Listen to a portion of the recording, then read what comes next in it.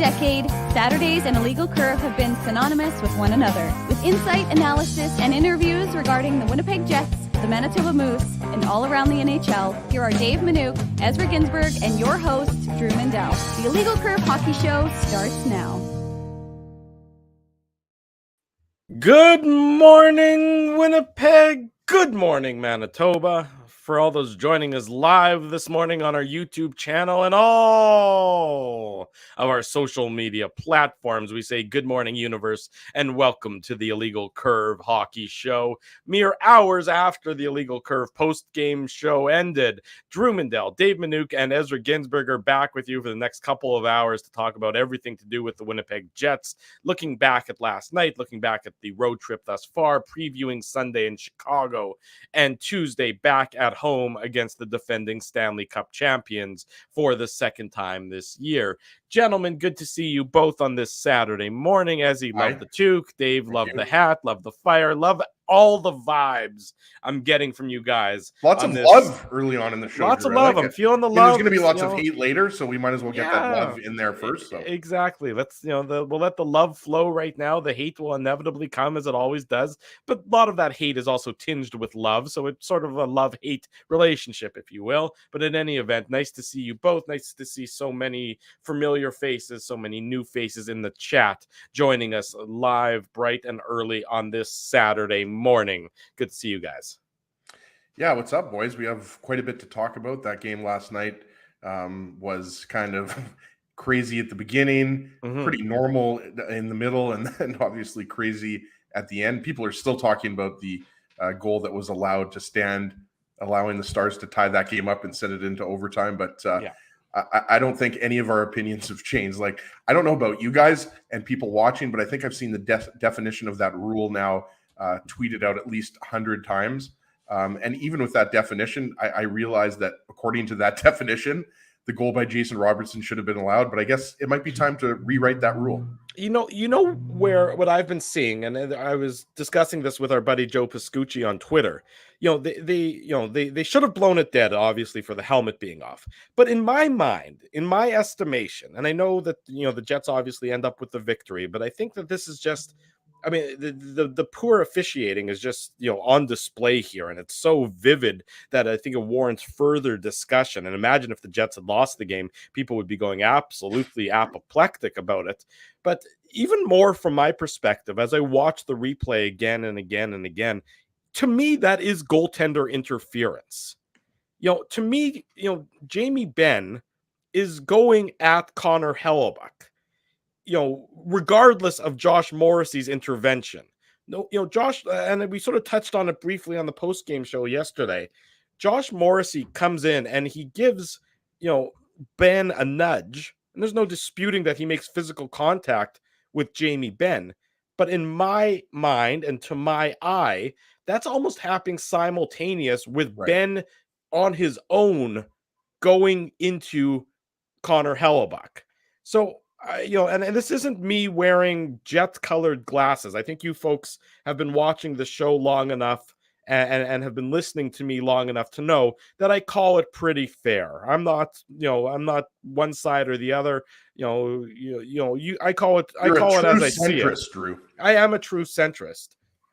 But to me, there's goaltender interference there.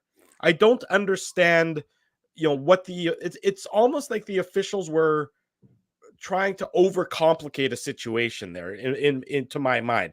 To me, you got first of all, the helmet should blow it dead immediately, as we all discussed.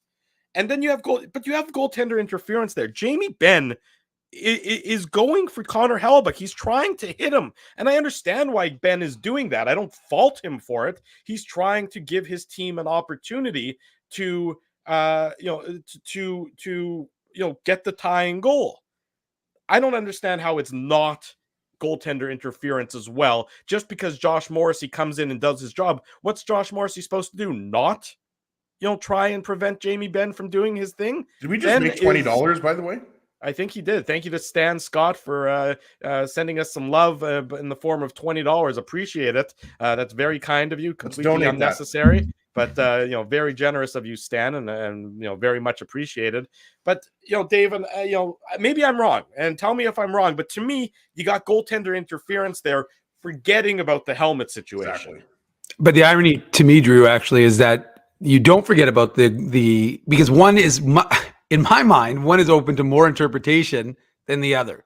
And we have the benefit of watching this 17,000 times and trying to analyze it, whereas we're not sitting there trying to watch on an iPad with 20,000 people yelling and screaming and the noise and everything going on. So there's a lot more involved. It's very easy to be dispassionately and sitting back and saying, well, this is the way it should have been.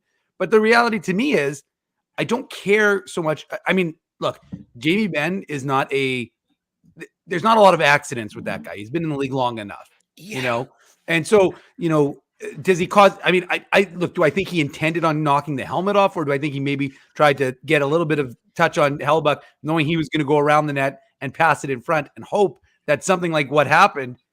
Yeah, I probably do. But to me, it's less germane to the conversation than the idea that a guy literally, what? That's just a funny line. Oh, I just saw Kenny's comment. Anyways, it's just a funny line. Okay, but the point is that, so for me, Drew, that when you have a guy, again, it doesn't, all of the other stuff doesn't make a difference because there's no immediacy to Jamie Benn's actions. Like Josh Morrissey said it perfectly. What did it take? 3 seconds to take the puck from when he knocks Hellebuyck over to going around the net to getting the puck in front. So yes, I agree. I agree that it did seem like goalie interference, but I would say that, that to me is less egregious simply because there is more interpretation. And again, you're asking the linesman or the ref, to make a call with a lot of noise, right? And again, like I said, we've watched it 100 times. What?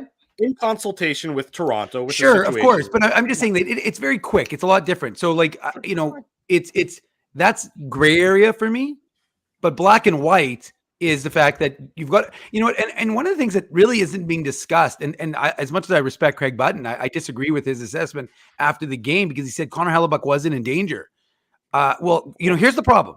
If that Robertson shot, because remember, and look, these guys are the NHL. They can generally hit the net, but there's a lot of action going on. If that puck is errantly shot at Connor Hellebuyck's head, he could die. Well, that's the thing here that I think is being somewhat lost in that, look at you guys know, I mean, and a lot of people, Jamie Benn was on the Canadian Olympic team. Jamie Benn's a fantastic player. We're not taking anything away from Jamie Benn. We're just isolating this incident. And to Drew's point, I agree. Like, if you wanted to spend, a few hours, dissecting each frame, I think most people would come to the conclusion that Morrissey was following Benn into Hellebuyck. He didn't push him. Like Benn, you can make the argument that Benn was already going to make contact with Hellebuyck. So much that 100%. He's a big man. Benn's a big man. Hellebuck's a big man. Hellebuyck ends up, not only does his helmet come off, but he's shaken up. He ends up spending, several minutes. I don't know if that's safe to say minutes, but let's say dozens of seconds on the ice. It seemed like it was a few minutes that Hellebuyck was, face first on the ice. So you have that, right? Like you have Hellebuyck was definitely shaken up. So he's out of the play. His helmet is off. And then a goal is scored. So like, to me, yeah, like you have to look at it like that. Like he had absolutely no chance to get into the play. And even if he did, like people were saying, like, was he going to save the puck with his head? It's dangerous at that point. So I think you almost have to make, a rule change and say that if a goalie's helmet comes off, regardless of what's happening on the ice, the play is blown dead. Well, or quantify it. Don't leave it up to gray area. Say there's a 1 second immediacy because there's no reason why you can't quantify it. I mean, they can break these films down, frame by frame, and you can say that, look, they look at the offside rule by a millimeter to see if a guy's skate is offside. So why don't you just put a time factor on it instead of leaving it up to interpretation? Don't make this a gray area. I understand why goaltender interference probably needs to be a gray area, but when you're talking about the helmet being knocked off, don't leave it up to interpretation. Just say, if you don't score within 1 second of the goalie's helmet being knocked off, then it doesn't count. And then there's no gray area anymore. And that just seems straightforward and takes any sort of complicating factors out of it. I'll be honest. I had to go back and watch it this morning to really fully realize that when Ben gets the puck, I mean, I sort of got lost in the shuffle of everything that was happening last night. But when Ben gets the puck from behind the net, I sort of initially thought that he just put it to Robertson and Robertson saw it. I had to go back and watch it again. I said, holy shit, he doesn't pass it to Robertson. Yeah. It goes to Seguin. Yeah. And then Seguin has time with his back to the net to turn around and pass it to Robertson. While Hellebuck is laying on the ice face first with no opportunity to even try to make a save. Well, so that's key though, right, Drew? That when you're talking about the timing, like to me that like when you have that type of rule in place with interpretation, like we talked about, I mean, I doesn't that get factored in that Hellebuck is on the ice as opposed to just like if we were just talking about a little tap, right? Like Ben just nudged him a little bit and he couldn't get back into the play, but Hellebuck was legitimately like bowled over and was on the ground and completely out of the play. Like to me, that should be factored in a little bit, shouldn't it? But regardless, I mean, the goal was allowed, but I don't think anybody's like, if anything, guys, everyone's opinion has strengthened. It hasn't changed. No. You know what I mean? Like, it's like one of those things where, like it's 12 hours later, Dave, and you're still like, it's like Nelson Emerson back in the mid 90s when he just threw the puck into the net. You're like, how the hell did that actually count? Like, I know that the referees counted it, but there's absolutely no reason why that should have counted. Well, I mean, and even further to Drew's point and kind of the irony of the entire situation, Ben didn't even get an assist because Pavelski touched the puck, Seguin touched the puck, right, and Robertson scored the goal. So the assist actually went, it's the famous fourth assist. Ben actually didn't get an assist. Pavelski got the touch because Pavelski, really, it was marginal. It touched off Pavelski, then it went to Seguin. Now, Seguin, if he shoots and scores, I think you're a little bit closer to something. It's still not immediate, but it's a little bit closer. I agree, but it's a little bit closer. The officials deserve the second assist. Yeah, that's true. But the point is, then it goes from Seguin to Robertson and into the net. And again, the whole thing would be, first of all, the ruling should have been based on the rule. If there's an immediate scoring chance, then the play could continue, but there wasn't. So that and alone should have been enough to not disallow that goal. But again, I stand by the idea that you've got a goaltender who's completely not wearing a helmet. I mean, think about it. What's the rule? And on the ice. But he's out of the play. He's injured. Well, of course. I honestly think if he gets up immediately, if the helmet, if he stays in, if he goes through the butterfly or something like that. Well, if his primal instincts take over and he is able to bounce back despite losing the helmet and he gets back in position without a helmet on, I wonder how quickly they blow it. I bet you they blow it quicker. Think about it. When you lose your helmet, you have to go off the ice. Like it's player safety. So you've got a goaltender who is completely looks like he's dead. Again, he didn't move for, as Ezzy said, I don't know, I can't quantify it, but it seemed like it was a couple of minutes. It was probably like 1 minute, but no, but I mean, it felt like a lifetime, right? Especially if you're the Jets and you're thinking you can't afford to lose Connor Hellebuck. But the point I'm making is that when you're waiting in line at the Toronto International Airport. That's exactly. But what I'm getting at is that you've got a goaltender who's completely vulnerable, and if that puck hits him in the side of the head without a helmet on, he could die. I mean, I'm sorry, like it's stark. But it's the truth. And so the reality is, if you really with Jason Robertson shooting the puck. Well, he's got 17 goals, so he probably wasn't missing the net. Maybe give it to somebody else. But the point I wanted to make, the only thing I'm trying to make here is that to me, you have a player safety issue that should have immediately necessitated that play getting. And look, I know there's all this anger because the comment up there. Sorry, right now, Dave. I think it's a great comment. If I'm not mistaken, that was against the Devils, was it not? I'd have to go back and look, but I'm pretty sure it was the Jets at the Devils. And that was the Devils. It was against the Devils. It was the Devils. And you're right. Brian Little never played again. Another guy, Steve Yzerman, took a puck to the head. Remember that? Mm-hmm. Brian Berard. I mean, there's a lot of Berard might have been a stick. I might be getting a few wrong there with Berard, but Berard was a stick to the eye. To the eye, right. So sorry about that one. But I remember Stevie Yzerman. Remember, I think that was 2004 during the playoffs, if I'm not mistaken, or it was around that year that the Flames went on that run to the Stanley Cup final. But the point is that when you're talking about guys getting pucks in the head, I mean, that's major concussion situations, right? And guys' careers can be affected. So there's a lot of things at play here. And I know we're going to get into the game and other things today, but it's still really shocking that in the best league in the world, that goal was allowed to stand. Well, and Rick Bonus was incredible. I watched the post game availability after the show just to do the when I was doing my post game recap on illegalcurve.com, and Rick Bonus was incredulous. He essentially said, like, look, Ottinger's pad blows off, plays whistle dead, which makes sense, right? I mean, you're not going to expect him to make a save, 100-mile-per-hour save without a pad on. And, so that immediately gets blown dead. And I'm sorry, there's no excuse for it. There's two refs, two linesmen who are all watching the play, and the puck is right there. So someone definitely saw Hellebuck go down. Someone definitely saw Hellebuck without his helmet on. And you know what? One of the things we don't talk about enough, and I know that a lot of people will reference this, refs have to be, made available after a game. I'm sorry. You should be able to have to answer questions as to why. I don't think that's going to happen, Dave. No, I don't think so either. But I'm just saying that to me, it doesn't make any sense. I would love to know what the official was thinking when they saw that play and didn't make that call. I've talked about this before in the NBA.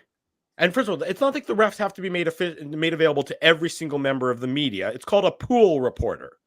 A pool reporter is one member of the media who, takes, talks to the officials, asks them the questions, and then shares the information with everybody. It happens all the time in leagues all throughout the world, more, in professional sports leagues that are run better than the NHL is run. And they're standing in a pool when they ask the question? Yeah, that's exactly it. It's a swimming pool reporter. They're wearing bathing suits and they're standing in a swimming pool. Sometimes it's a hot tub. Drew, sorry, you've known me for 20 years. You know that I can't resist. Sometimes they come down a water slide when they're doing the interview. It's sort of up to the reporter how they want to conduct the interview. But yes, that's exactly right. That's exactly right there, Ezzy. But they need to make that official available so you can hear from them, not the mealy-mouthed statement that the NHL releases after every video review that says actually nothing. It just sort of gives you they reiterate the interpretation of the rule and then don't actually say anything. There should be a pool reporter who speaks about it. And even if they don't want to speak about it, the NBA has a report. I think it's either called the final minute report or the final 3-minute report, where they sort of outline interesting and or controversial calls. It's not an interview, but it's a written report. And oftentimes they apologize or they admit when an error has been made. They're more transparent with the process than the NHL is. And I do believe that this is a function of a lack of leadership among the NHL, among NHL officials.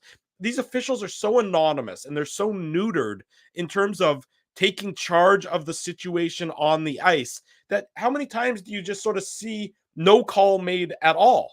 They're just sort of sitting around and then they get together to discuss it. There's no decisiveness in action by the officials, oftentimes, not specific to last night, but in general, there's no decisiveness in how they call the game, which of course leads to the uncertainty and fans and players having a lack of confidence in the job that the officials do. The officials in the NHL have to be more accountable. And you're right. Having a pool reporter and having the officials explain themselves, whether it's just, a very simple brief. I mean, nobody's looking for a thesis here. We just really want to know, okay, what happened? Give us a little bit of an explanation. You're absolutely right. And the thing is, we've talked about the officiating quite a bit already this year, maybe more so than in previous years. And you think about it, guys, it could come down to a point. It could be a point between the Stars and the Jets, missing the playoffs or finishing second in the Central or something like that. So every single point in the regular season is important. And obviously, I don't think we're going to be talking about this in March, guys. I'm pretty sure the Jets will be comfortably in a playoff spot, and the Stars might be as well, the way they've been playing thus far. But I think the point is we see this far too often, and that was an egregious bad call. That was not something where most people were on the fence. This wasn't like a Mark Scheifele, Jake Evans in the playoff situation where we're having that debate. Should Scheifele have been suspended? It's there's not that much gray area here. Hellebuck's knocked over. He's on the ice, and his helmet's off. He doesn't have a chance to make a save. It shouldn't have counted. Period. Last word on this, and this is just, I find this to be interesting. It doesn't speak volumes, but it probably does. The Dallas Stars initially tweeted out the winning goal. Now that video, the tweet is still up, but the video that was attached to the tying goal, you mean? The tying goal. Sorry. Yes. They tweeted out the tying goal, the Robertson goal with Hellebuyck sprawled out. And the tweet is still up, but the video itself has been deleted. Take that to mean whatever you want it to mean, but I do find that to be interesting. I don't know if it's the Stars who deleted the video or if it's the NHL who deleted the video, but somebody deleted the video that actually showed the tying goal in last night. Not sure why they deleted it, because the goal ended up standing. So even if it shouldn't have, I think because they were getting torched to social media, as I think that a lot of people were embedding, were quote tweeting their video and embedding going. Yeah, so I think as a result, they probably felt like, hey, we're gonna get rid of the evidence, but that just leads to conspiracy theories, and it's the internet. Even though that video is readily available on NHL.com and other sites. Nobody ever said they were geniuses with their social media logic. But anyways, the Jets were victorious last night, and it is a big 5-4 victory for the Jets. They win the season series as a result against the Dallas Stars. How crazy is that, by the way, that the Jets still haven't played the Predators yet, and they've already played the Stars 3 times. It's odd scheduling is what it is. I mean, and the truth of the matter is, I want to see more than 3 games against your division rivals. Yeah, you want to see minimum 4, I think. I think at least a minimum 4, home and home at least 2, because this is where the hate is going. You think these teams like each other? No. The ties between the two teams, of course, with Rick Bowness are now extensive. There's no love lost. You've played them 3 times. You could see especially the hard feelings. The Jets probably feel that the Stars see you in April.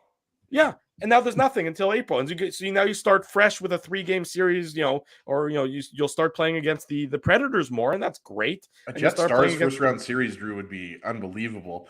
Both, great goaltending. I mean, they're very similar teams if you think about it.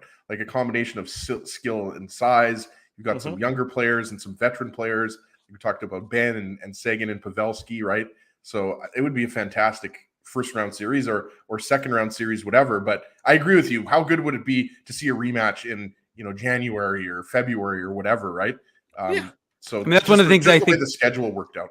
And that's one of the things I think the AHL does well is that, you do see that's probably for monetary reasons because they're trying to keep, but you do see these teams. I mean, look, the Moose saw Milwaukee 17 times last year. That's a bit much. Yeah. But, at the same time, you want to be able to see games against, because that's where the heat is, right? That's where the hate develops, and that's where you create rivalries. And, it used to be, and you're right. It's weird that it's not, I mean, it's funny because you see what happens when it's not spread out, right? 3 times in, basically a month. Yeah. That, you've seen the same team. Well, you develop something, but now you're not going to see them again. Like I said, maybe the entire year, or you'll see them potentially in a playoff. So yeah, it's definitely a bit unusual, but it's like, as you just said, that's just the way the cookies crumble. I agree with Mark that's saying those Stars uniforms were beautiful. I kept thinking of you like those ones? Oh yeah, I kept thinking of Sergei Zubov and Richard Matvichuk. I was getting some flashbacks of Jamie Langenbrunner, of course, who went on. I didn't like him though. I didn't like him either. I said to Ezzy, after seeing how awesome those Minnesota Wild jerseys were. Yes. Then you like those were unbelievable. Mm-hmm. And then to go from that to the Stars were like, Ezzy's right. They were a true throwback, but they weren't a nice true throwback. They were just kind of like, they were like that, like a remembrance of like. Did anybody else pick up on, by the way, one of the most famous allowed goals during the crease, towing the crease, was Brett Hull. Like there was something with the Stars wearing those vintage jerseys, and then disallowed goals. And well that's a good little tie-in. We all remember Brett Hull's goal on Hasek. We all remember that. Hasek was foot in the crease. Superhero performance there, trying to Herculean performance to try and get the Sabres the Stanley Cup back in '99, if I recall correctly. It was '99, yep. Yeah, I did not like those jerseys. I put the Wednesday night jerseys, those Minnesota Wild jerseys. Those are nice too. Those ones are spectacular. The throwback to the North Star. Yeah. Shout out to the Broughton brothers. There you go. Yeah, exactly right. Let's go to break. When we come back, Murat Ates is going to join us. We'll talk more about last night's game. We'll look forward to this weekend, touch on the Jets season so far. Good to catch up with Murat. Stay with us. It's Saturday morning. The Illegal Curve Hockey Show rolls on live on our YouTube channel and all of our social media platforms. Keeping Winnipeg laughing for over 30 years. Rumors, Canada's longest-running comedy club, bringing you the biggest laughs from the best comedians on the planet. Jerry Seinfeld, Chris Rock, Jon Stewart, Dennis Miller, Brad Garrett, the greats, and all the up-and-comers too. When was the last time you laughed out loud? Make it a great night out with friends, or book your office or birthday party. Even a fundraising event at Rumors. Get all the details and dates on upcoming shows at rumorscomedyclub.com. Hi, Ez. A strange question for you. But why are you lying on the ground being crushed by a piano? Well, Drew, I definitely tried to carry this baby grand piano down the stairs by myself, and somehow I failed miserably. Right. Yeah. Sorry, that was a silly question on my part. My apologies. Would you like me to call Rolly's Transfer Moving and Storage to help you move the piano? They are the most experienced piano moving company in Winnipeg, after all. Yes, please call Rolly's and hurry. This piano is very, very heavy. Rolly's Transfer Moving and Storage offers stress-free residential moving services while taking great care of your personal belongings, including your piano. At Rolly's, no job is too big or too small. For more information, visit rollys.com.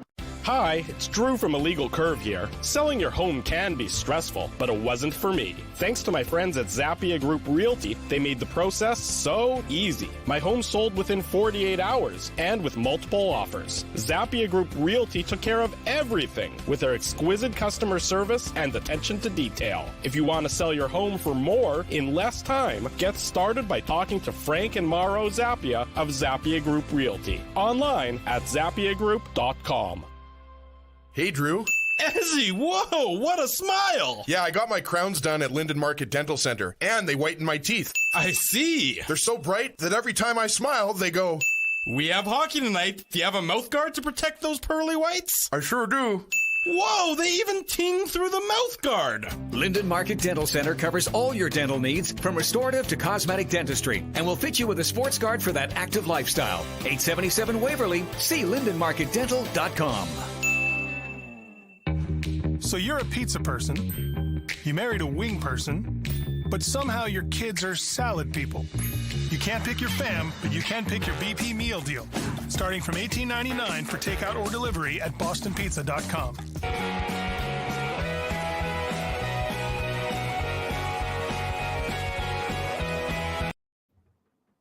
It's a Saturday morning. Drew Mindell, Dave Minuk, Ezra Ginsburg are with you. The Illegal Curve Hockey Show rolls on here on our YouTube channel and all of our social. We're rolling like Limp Bizkit, Drew. Rolling. I'll stop now. That's basically all the Limp Bizkit I know. I think I know anything else. Let's make Limp Bizkit cool again. Can we do that, guys? Do you think probably not? That's something we can do. I don't. I mean, I'm not. We're influencers, Ezzy, but I'm not sure we're that significant influencers. We're more into the fitness stuff, like being influencers, like how not to be fit. Yes, how not to be fit is it's a very unique influencing that we're doing. But yes, that is that's a niche market, and we're happy to try and tackle that niche market. Man, you should see that TikTok video of me just sitting on the couch eating potato chips. Well, one of the best TikToks I've ever put out there. I thought it was a controversial decision when you decided to eat your pancake today wrapped in a stick of butter. I thought that was, it's so good. It's so bad, but it's so good. Yes, exactly. Once it hits your lips, you just got to have one more. I didn't actually eat that, by the way. That's a Simpsons reference. Drew was referencing Homer doing that on an episode. I didn't actually do that. My cholesterol is very high, but I'm not that ridiculous. Now, do you know that it's high, or is this just a guess? Have you been to a doctor recently that said, "Sir, your cholesterol"? I actually don't think I actually have been diagnosed with high cholesterol, but let's be honest, it's definitely not low. Yeah. Maybe that's something you want to look at. But we can deal with that after the show when we stage our health-related intervention. You have a Peloton at home. Get on that Peloton bike, my friend. Yeah, I have not used it once. Naomi's the Pelotoner in our family. I've looked at it and thought about it, and then I've looked at the couch and thought about that, and the couch won. You shuddered in fear and moved away and decided to stay reclining on the couch. A very reasonable. There's too much yelling with Peloton. I just want, if someone was talking to me softly, just saying yep, just keep going, do another 5 minutes, Ginsburg. But yeah, it just seems like a lot of yelling, and just it seems a little too intense for me. Well, like on the Peloton screen, they have like the numbers about how fast you're going and how, what your resistance level is at and what your, they combine those two and what the output is. Maybe for you, Ezzy, they can do a customized thing where they say, if you've gone this far, you get this many potato chips, so that you can really sort of. Exactly. I need some positive reinforcement, Drew. Yeah, positive reinforcement in this case, of course, being more potato chips and things of that nature. Murat going to join us in a couple minutes, as you maybe want to shoot him a message, see where he's at. But my number's blocked. That's just by me. This Jets team, and we'll talk to Murat about it when he joins us. What's impressive to me, Dave, is they've been able to minimize the number of bad results they've had in a row this year. They had the bad game in Minnesota on Wednesday, a terrible game, but immediately they come back with a better effort. They had a stretch of bad games when they went out west, but they were managing to get points there, but they admitted that it was not sustainable. So to me, that's one of the big differences that you're seeing in this team, is that they're keeping their poor performances to a minimum, not stringing them together 2 in a row, 3 in a row, 4 in a row, 5 in a row in terms of bad performances. And that is what makes you a playoff team, is when you're able to just minimize those poor performances in a row. Yeah, and we've talked about this. That wasn't something they were doing last year. They were losing those 2-3 games in a row, 4 games in a row, and that was something that so far, and you're through 19 games of the season now, that they've managed to avoid. And so it's that has been significant. That they sit where they sit, which is 3 points back of Dallas in first place with 2 games in hand. Because of the fact that they've managed to avoid that exact scenario. And look, we talked about it. When they're not comfortably, but they're 5 points up on the teams that are chasing them with a game in hand or 2 games in hand. So that's a good thing. And we're not scoreboard watching already, a quarter of the way through the season, but you pay attention to these types of things. Drew, right? have you redacted a comment? Like, what's going on there? What do you mean? What are you talking about? The comment that's up there, I didn't see it. It was just a black bar. Oh no, it was there. I saw it. Yeah. Oh, Ezzy, I think your screen's gone a little. Hey, obviously, guys, I'm hallucinating.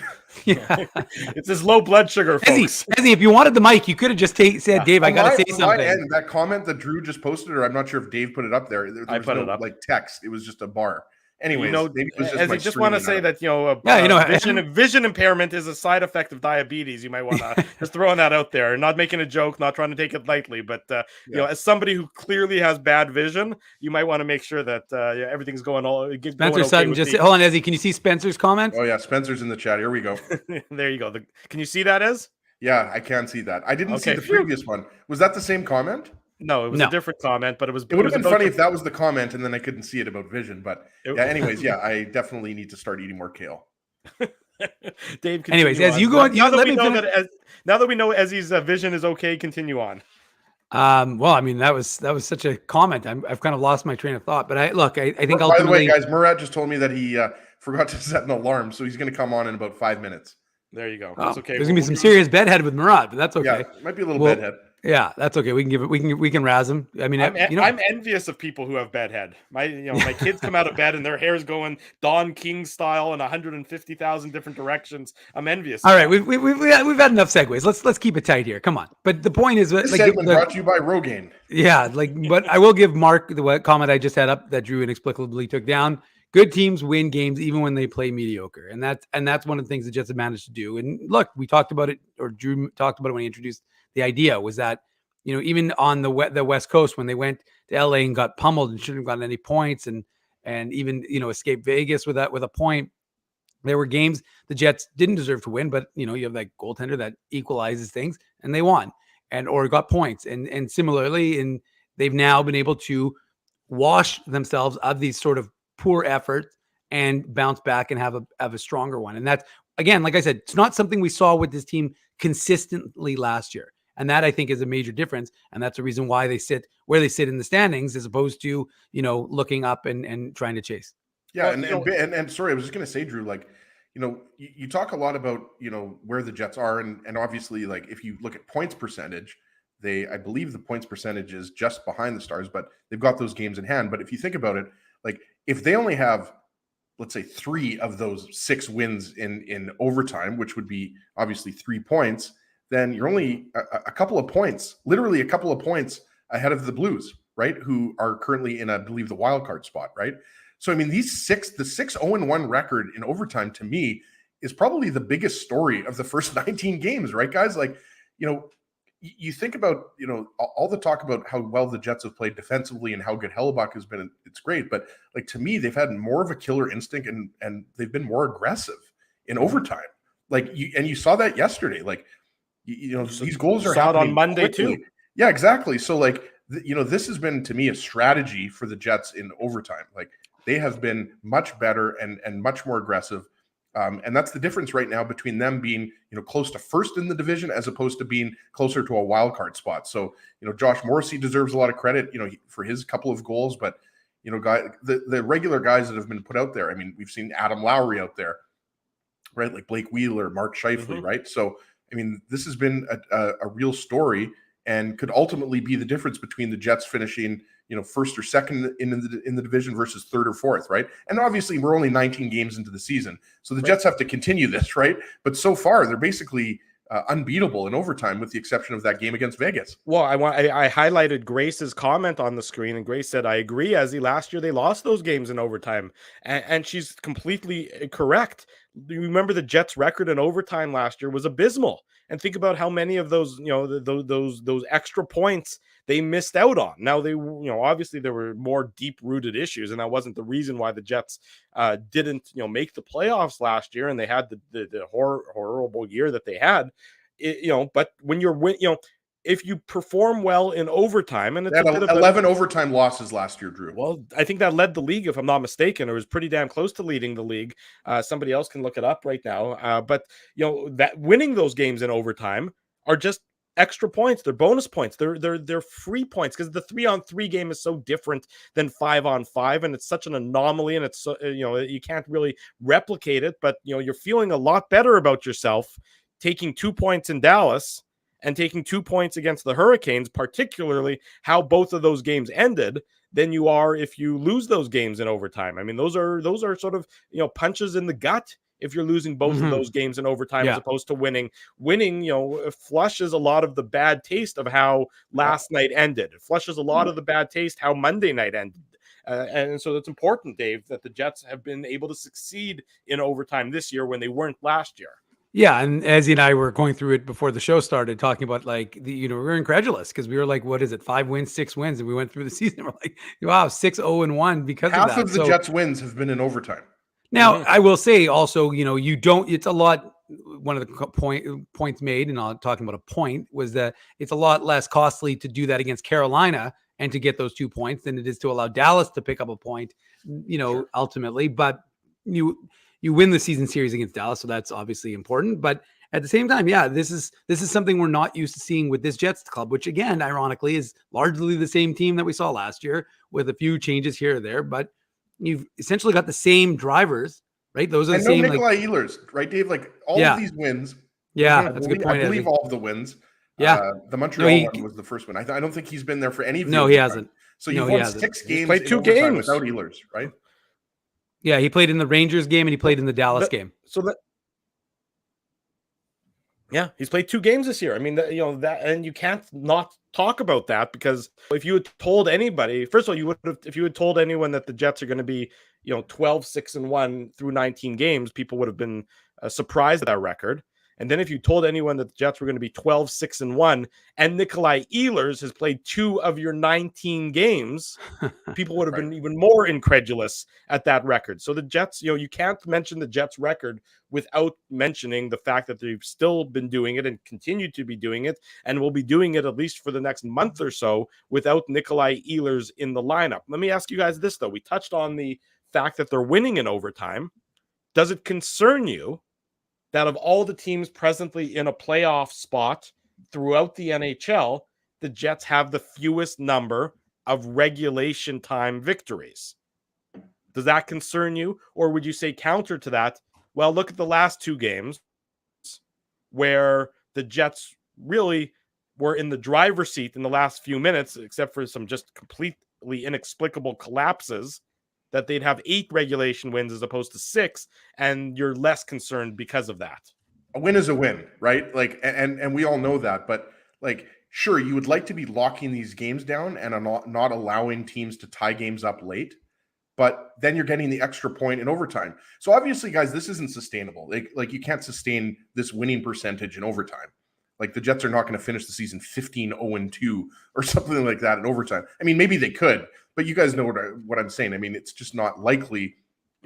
Sooner or later, the Jets are going to lose another game in overtime. I think we all agree on that.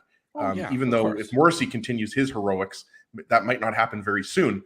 But yeah, I mean, so you don't like, again, when you pull a goalie and it's a little bit chaotic and you've got skilled teams like Carolina and Dallas, that's the thing. Like Dallas is one of the better offensive teams. We talked about their special teams, right? I think second or third best power play, if I'm not mistaken, right? And fourth best penalty kill. So this is a good even strength team and a good special teams team. So yeah, you don't like the fact that the Jets have allowed some of these late goals as of late, or you don't like the fact that maybe some of these games have gone to overtime, but they're winning, and that's what really matters. So yeah, we could talk about how the Jets, that wasn't their best defensive effort last night, but you also have to give credit to Dallas. They're a really good team. Like they're most likely going to be a playoff team this year. We don't know obviously where they're going to finish, and I think Colorado at the end of the season is going to finish first. But I mean, OT thrillers are always good in my books, and I will now give it to the man they call Murat.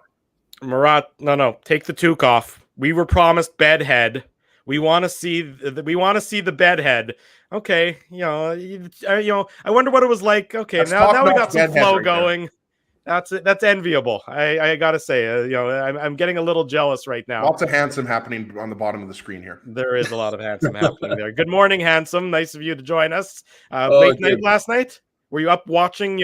Were you going frame by frame, Zapruder film style, fitting that they were in Dallas last night? To see the no call on Connor Hellebuck that led the game into overtime. What a reverence! I mean, yes, I was. I was up very late. I think I published my column about the whole. I mean, it wasn't goaltender interference. I disagree with you. Well, I mean, as it's written. The gloves are off. A situation where Morrissey puts Ben into Hellebuck, and so that collision I don't see as goaltender interference. I believe that Morrissey's push is what accelerated Ben and created the contact, but it's everything that happens after that to me was a joke. It was an absolute joke. And when a goaltender's helmet comes off and goes to the ice, and he goes to the ice. If you didn't know the NHL rulebook, you'd think you'd have to blow that down immediately on account of safety. Mm-hmm. You go even half a second and realize Hellebuck's not getting up. You'd consider that you might have to blow that one down out of safety. If you consult the NHL rulebook, they have to blow it down unless there's an impending and immediate scoring chance available. And for me, Jamie Benn collecting the puck behind the net does not constitute an impending scoring chance. His next play is to center the puck, which, okay, if you're being extremely generous, like soccer, you're playing the advantage, and you're extending the definition of immediate and impending, and you want to just like go for a ride with it. Well, the puck goes to Tyler Seguin in front, and Tyler Seguin has his back to the goal. He's boxed out by Axel Johnson-Fiala. So he has to make a second pass to the point to Jason Robertson, who ends up scoring the goal. And for me, that two-step process, the fact that he had his back to the goal, that Ben was behind the net when it all began, there's nothing immediate and impending about it to me. So, yeah, I think that in terms of, basic common sense, guy without a helmet on, it's a goaltender and their shots incoming. That's a blow it down situation. The NHL blew it when it came to safety. And I also think that the NHL blew their own goal or their own rule, when it came to how they're supposed to interpret the helmet falling into the ice. From my perspective, we touched on this earlier in the show. We've been talking about this for a lot of the show, of course, because it's a hot topic after last night's Jets victory. To me, I thought it was goaltender interference because from my perspective, and I appreciate your opinion on this one, of course, I see Ben going into Hellebuck regardless of Morrissey's intervention. I think Ben is not trying to knock off Hellebuck's helmet, but he's going to go and make contact with Hellebuyck to try and interfere a little bit, regardless of what Morrissey does in that situation. To me, Ben's target is Hellebuyck immediately to try and get him off out of position, or to just try and create a scoring chance for his team. And I don't fault him for that. I think that's just a good veteran move right there by a guy who certainly knows how to play on the edge of the rules. But regardless of that part, why not, put a quantifier on what immediate means in this exchange? Why not say that unless the puck is in the net within 1 second of the goalie's helmet being off, then it's a good goal? Why leave it up to the gray area and the interpretation when, to me, for player safety's sake, you could just pretty much make this one cut and dry, a second and a half, whatever the buffer you're comfortable with. Why not take the gray out of this one and make it a black and white issue like offside is? We're sitting there, looking at millimeter examinations of players' skates, but this one we leave up to the gray area. It just seems odd to me that this one is up for interpretation when it comes to player safety, but something like offside isn't. Yeah, I think if I'm just to put myself on the other side of that debate just to do it, and I think I see it from your perspective, though, it's a situation that you're trying to prevent where a goalie shakes his helmet off or takes minor contact, the helmet goes off in an obvious, scoring chance situation. And maybe they have, they've considered it difficult to establish, whether 1 second or what the number is on that. I'm trying to just guess at reasons why that may not exist. Right. That ideally, if you put it in a human being's hand, they can say, oh, yeah, he didn't put it into the puck right away. Something else happened. But in this situation, they got it wrong. And I think that the refs on the ice, based on what Josh Morrissey said, based on what Rick Bowness said to reporters who were in Dallas, that the explanation they got was that Morrissey pushed Ben. All the explanations that they got were about the goaltender interference situation.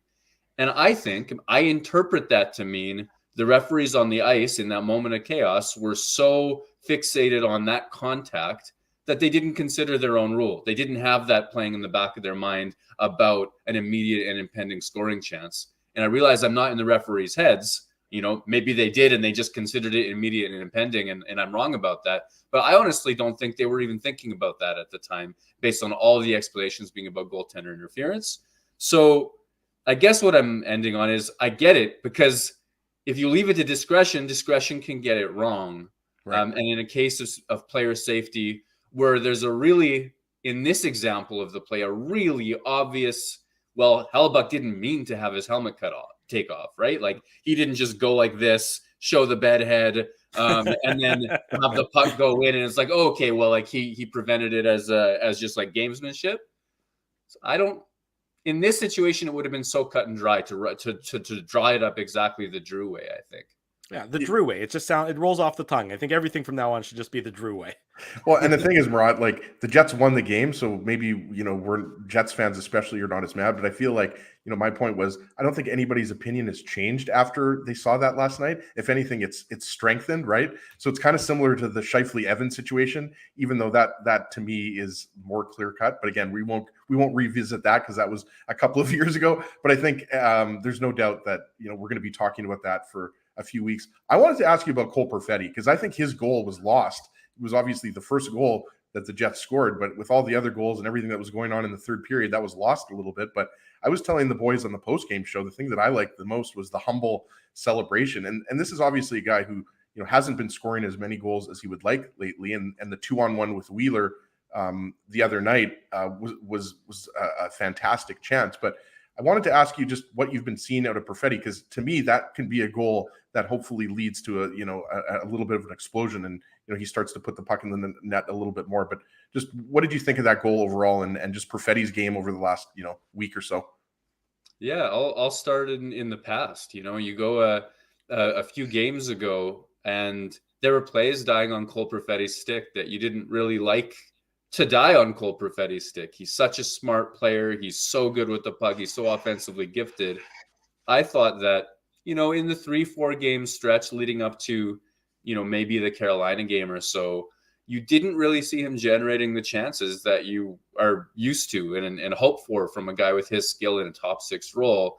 So I thought, I had begun to wonder to myself, like, hey, the initial fire of the early season when that line was creating a lot of chances with Dubois and Wheeler, had the rigors of the NHL schedule and grind begun to catch up to him? Was there, I had begun to wonder about Cole Perfetti's game in those few games. And then against Dallas, like you mentioned, against Minnesota, like you mentioned, he gets that 2-on-1 chance with Wheeler. He doesn't score.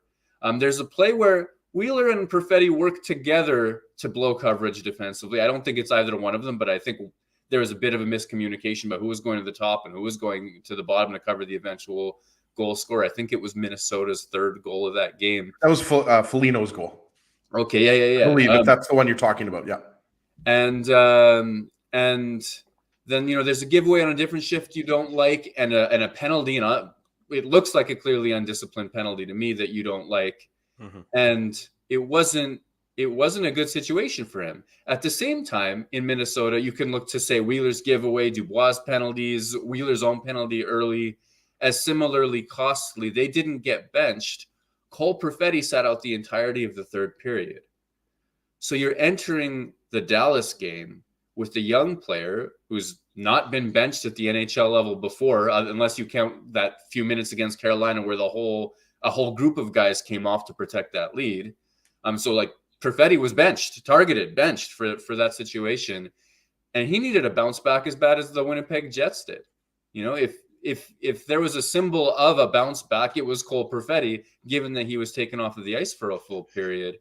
And for him to make that play on his very first shift was a statement. Whatever happened, in the ensuing days between coach and player, between player and self, all of that sort of stuff, he came out like gangbusters, specifically him, against Dallas. And it wasn't just the goal. First of all, beautiful pass by Wheeler. It was placed so well that Perfetti had space behind Hakanpää almost immediately. Mm-hmm. And then he makes the move. He makes the backhand deke, like you say, a humble celebration. He wasn't scoring his 50th or anything like that. I thought that was a perfect moment to encapsulate bounce back. And then guys, like, this is a Perfetti monologue now, but in the game, he goes on to lead the Jets in individual expected goals. So individual expected goals that came off of his stick specifically, in scoring chances as per the natural stat trick, in individual shot attempts, he's tied for the lead. So it looked like it lit something under him in exactly the way that you want. And if it's the beginning of something great, Ezra, like you said, then it was exactly what needed to happen. Well, Murat, speaking of statements, Josh Morrissey is making a statement that he is for real. I mean, I don't know how many people, 19-game mark, had Josh Morrissey leading the Winnipeg Jets in points and what he's doing game in, game out for this Winnipeg Jets club. So what are you seeing from number 44 this season? I mean, I'm amazed. I really am. So for somebody to have everything go right, it's a situation. Hockey's a game where shifts happen, stuff happens, bounces happen. The fact that he ended up with 2 breakaways in overtime at all in this week is things working out well. But look at the plays that he made on them. Look at the plays he's been making all season. And it was Jason Robertson who he burned by to take a fairly neutral situation into a clear-cut break, in overtime last night. And that's an impressive accomplishment. I think that for me, Morrissey's big bounce back was last year. He had a full proper off season. He was able to process feelings in and around his dad. He had proper training for the first time because the year before he had modified what he could do in a COVID situation to be with his dad as much as possible. So there was an explosiveness in his game last year. There was a bounce back to the type of production that you'd imagine. And then this is beyond that. And I think that what makes it beyond that for me has been the quality of his skating. And I don't know how a 26 or 27-year-old, I don't know his age right offhand, but I'm somebody that age gets faster at this age, or maybe even stronger is the thing, because there are times where he's accelerating like that while staying low and fighting off bodies as well as protecting the puck and generating offense. So for me, the thing that makes him go from good defenseman worthy of the top pairing role, had a great year last year, to leading the way right now is just the degree to which he is flying out there on the ice. He is skating so well, so agile, and the speed comes from that. Scott Niedermayer-esque. But yeah, one of his idols, actually. You know, I asked him a couple of weeks ago, who do you admire in terms of how people have been mobile through the years? Scott Niedermayer was the first name he mentioned. That was a nice poll. Yeah, well, I'm a Devils fan, right? And he's one of my favorite players of all time. But honestly, that's the way he looks and skates. And the thing with Niedermayer is he was just as good defensively as he was offensively, right? And that's I think the big difference here. Morrissey has been an excellent defenseman for many years, and you make some really good points about the explosiveness of his skating and everything like that. Because I mean, he just took it was like a rocket ship. And Jason Robertson is not a slouch. And I think it was kind of poetic justice that Robertson tied the game up, and then Morrissey was involved with Ben with the shove, right? And then Morrissey scored. That's why I correctly predicted the goal. My first right prediction, I think it's 7 years. But Morrissey, I mean, he has just been incredible. And, I love the Norrisy talk. And obviously, it's too early to start giving people the Norris Trophy, but he is playing at that, he to me is playing like a top 10 NHL defenseman. And who knew all that had to happen for that was Rick Bowness had to say, do it. Just be a top 10 defenseman. Yeah, just be top 10. Morrissey says, okay. Well, we joke about that, but Bowness is almost telling Morrissey, be a little more selfish. And we know, from our interactions with him, and we know from his reputation about how nice of a guy Morrissey is. So maybe you sort of need that nudge from a veteran, established head coach to say, yeah, it's okay for you to go take over a game. I mean, sometimes it's not necessarily ingrained in a guy. They have to learn that, yeah, that's okay for you to go do that. Be your best version of yourself might mean being a little selfish. And I think we're maybe seeing a little bit of that from Josh Morrissey to the benefit of the Winnipeg Jets, not to the detriment. Usually you hear the word selfish and it's like, oh, here we go again. But this is a positive change from the Winnipeg Jets perspective. Sorry, go ahead, Murat. You can well, I was just going to say, I'd be remiss not to mention the way that the team has changed, the way that it plays too. Of course. Because there were stretches of last year where, say, the Jets were down 1 or 2 goals and suddenly the reins came off. Morrissey go, and he'd be flying in the third period as the Jets tried to create a comeback of some kind. But that wasn't the default. And certainly the forwards weren't supporting the defensemen as well as they do now. So again, it's sometimes in this case, I think part of it is the team's success creating the opportunity for a guy to jump up, in addition to Bonus giving him the green light. That's how I saw it. 2 games in a row, Murat, that the Jets have given up power play goals, and Mark Scheifele has been on the ice in a penalty killing role in both situations. Is this an anomaly to you, or do you think that Rick Bowness is really trying to maybe consider this as a legitimate option for the team's PK? Because the results haven't been pretty so far, not to say that Scheifele is solely responsible for it. And the one against the Minnesota Wild was obviously when the game was well out of hand at that point in time. But how do you see this Scheifele as PK experiment shaking out over the next little bit?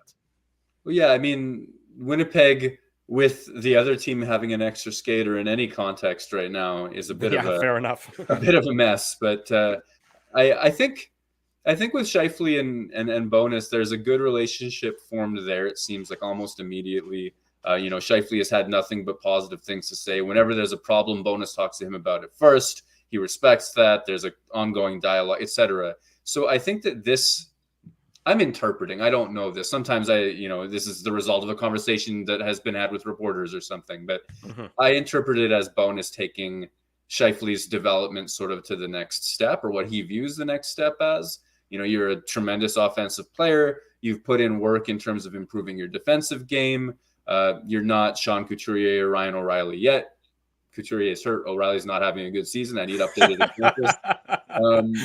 Patrice Bergeron. Just go with Bergeron. He's always the perfect answer. You're going to be safe until we're all gray. And yes.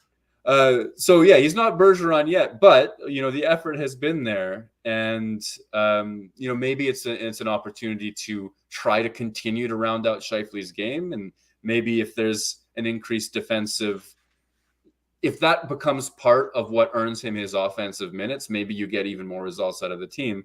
the one thing that I'll say, because it's not going well so far, is that a few years ago, Scheifele and Wheeler would sometimes be used as PKers under Paul Maurice, and their numbers ended up looking really good, not because they were gifted shot blockers like Brandon Tanev in their own zone, but because they attacked that zone entry attempt. They did so well in the neutral zone. Blake Wheeler was flying at that era, and Scheifele was very quick, and they were given the green light to be really aggressive at their own blue line. They just kept pucks out of their own end. It was this really torrid stretch of penalty killing a couple of years ago.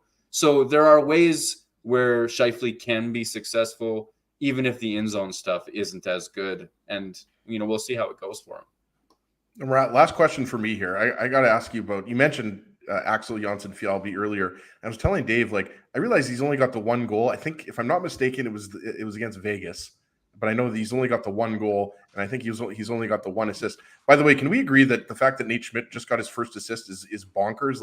I couldn't believe that. I just assumed he had 5 or 6 assists. So I was really surprised on the broadcast when Dan Robertson and Kevin Sawyer mentioned that. But Axel Johnson-Fiala, to me, it has been, for a waiver wire pickup. To me, this is a guy that the Jets should sign to a 2 or 3 year deal. I love his energy. He might miss the net quite a bit, but his speed and his energy, and you can tell, he was going up to Hellebuck, and you could just see that he's a really well-liked player, even though I'm not, in the dressing room like you are, and I don't, travel with these guys or anything like that. But it just seems like Johnson-Fiala is a popular guy. He's got good flow like yourself. I mean, this just seems like a guy who's got a future here in Winnipeg.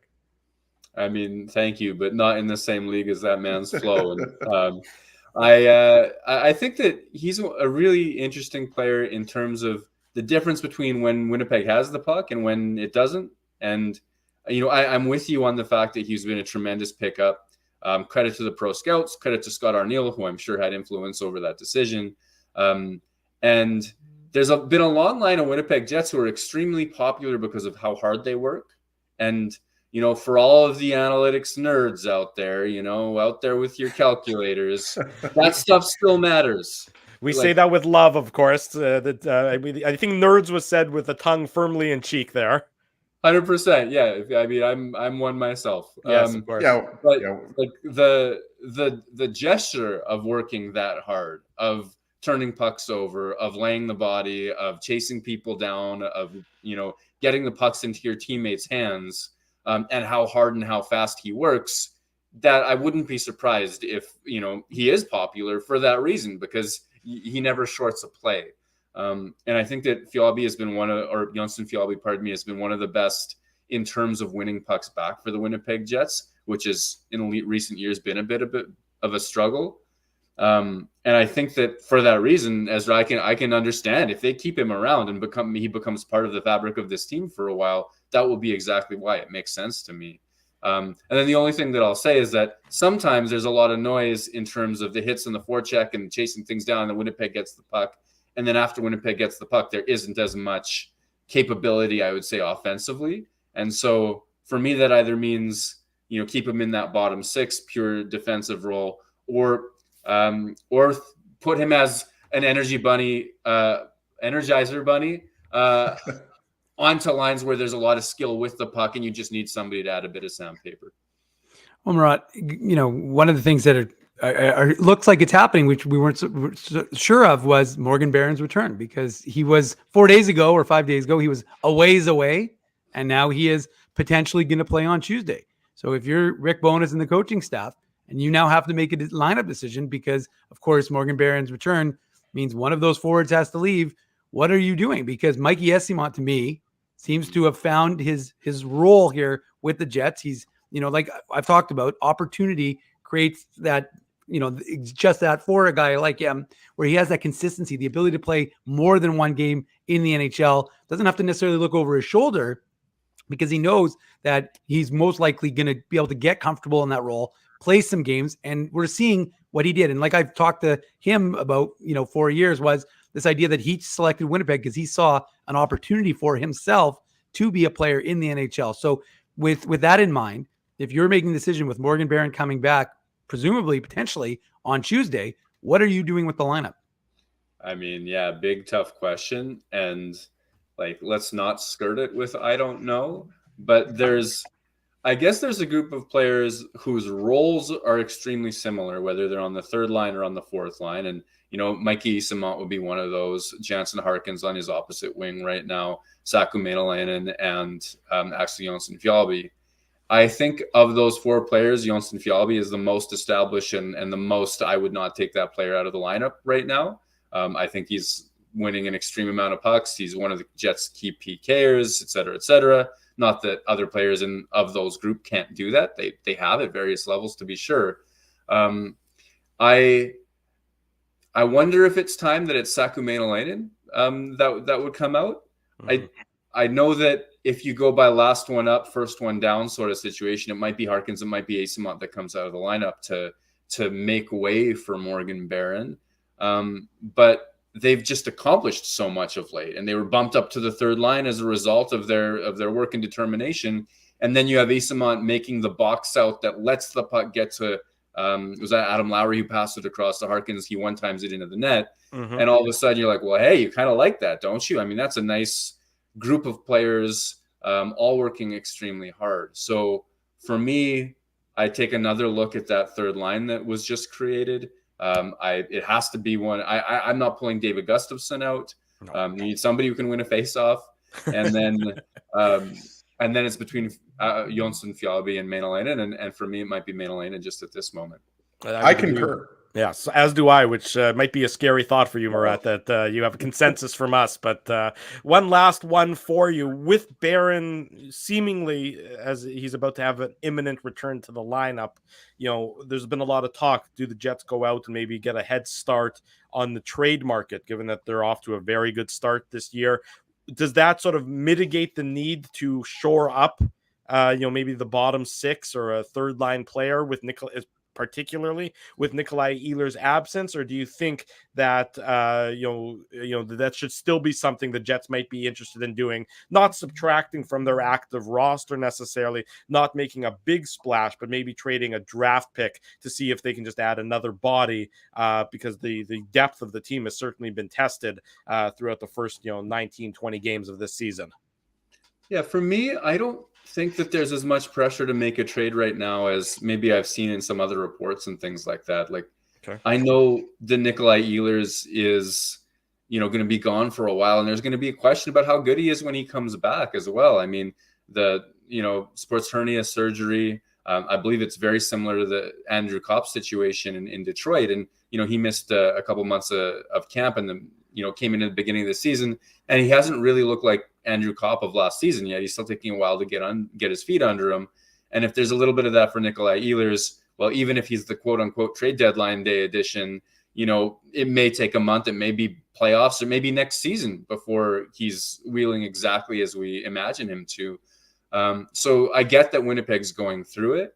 And even with Ehlers in the lineup, if you're daydreaming and you want to be a fan on a Saturday morning and think, well, hey, they've won a lot of games. What about a deep playoff run? What about a cup run with this particular core group while it lasts? Which I don't think any of us were talking about heading into this season. But if you want to indulge it, then yeah, Winnipeg probably needs to make additions, Ehlers or no Ehlers, health or no health, to bolster itself.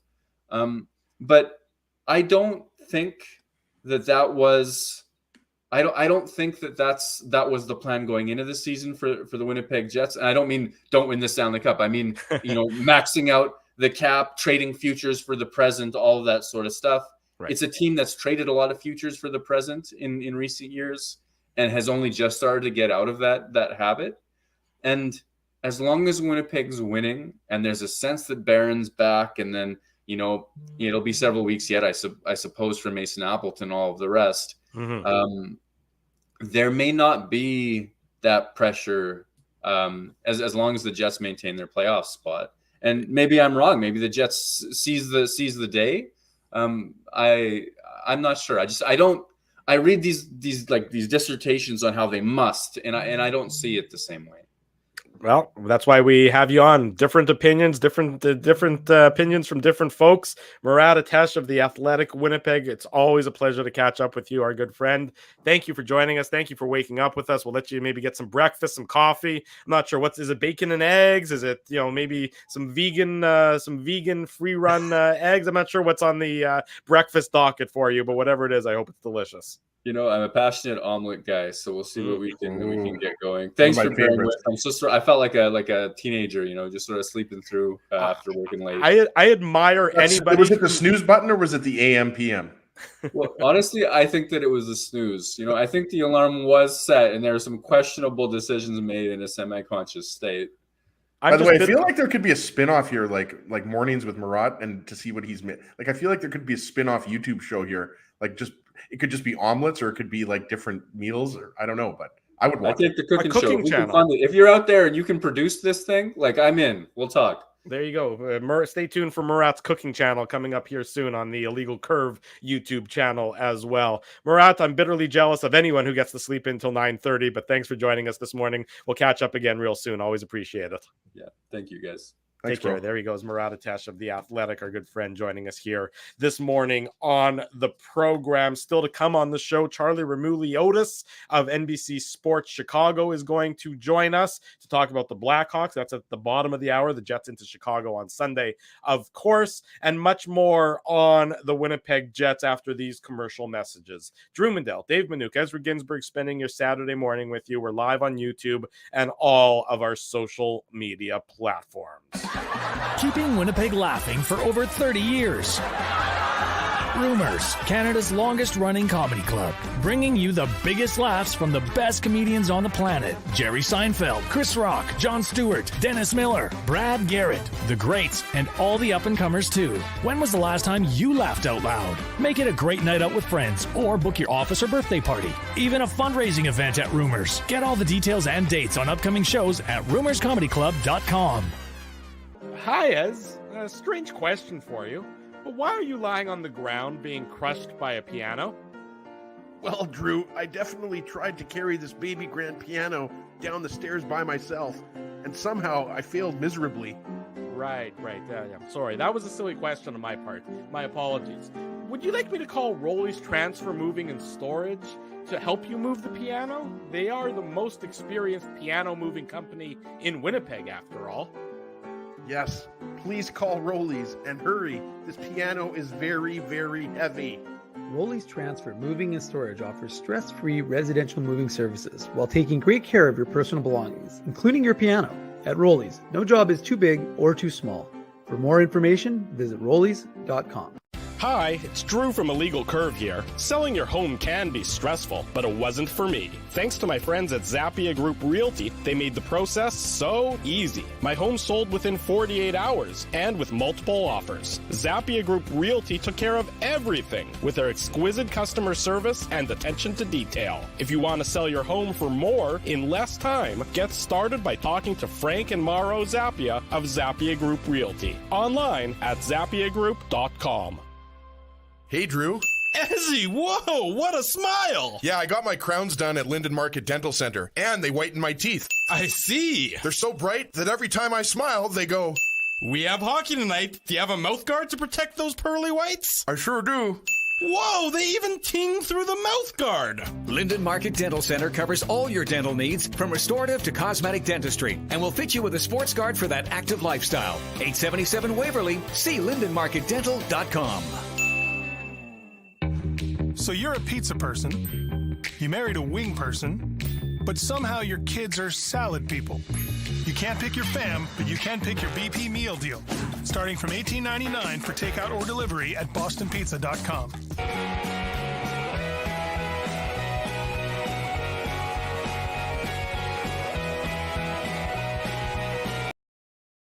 10:15. Welcome back to the Illegal Curve Hockey Show. Saturday morning. We're live here on YouTube. We're live on all of our social media platforms. If you haven't already done so, smash the like button. You get a warm place in Dave M's heart when you do that. Subscribe to the YouTube channel. Subscribe to all of our podcasts. Visit the website. Make sure you're following us on Facebook and Instagram. Do all these things. You get extra entries into the Illegal Curve contest, the merchandise contest, by doing all these things. So check it out. Link to it through our contest page, which you can find, of course, in the show description and on our website, illegalcurve.com. I'm pretty sure, I was going to say, I'm pretty sure every time we get a new subscription or we get a new like on a YouTube video, I think actually a young kitten finds a new home.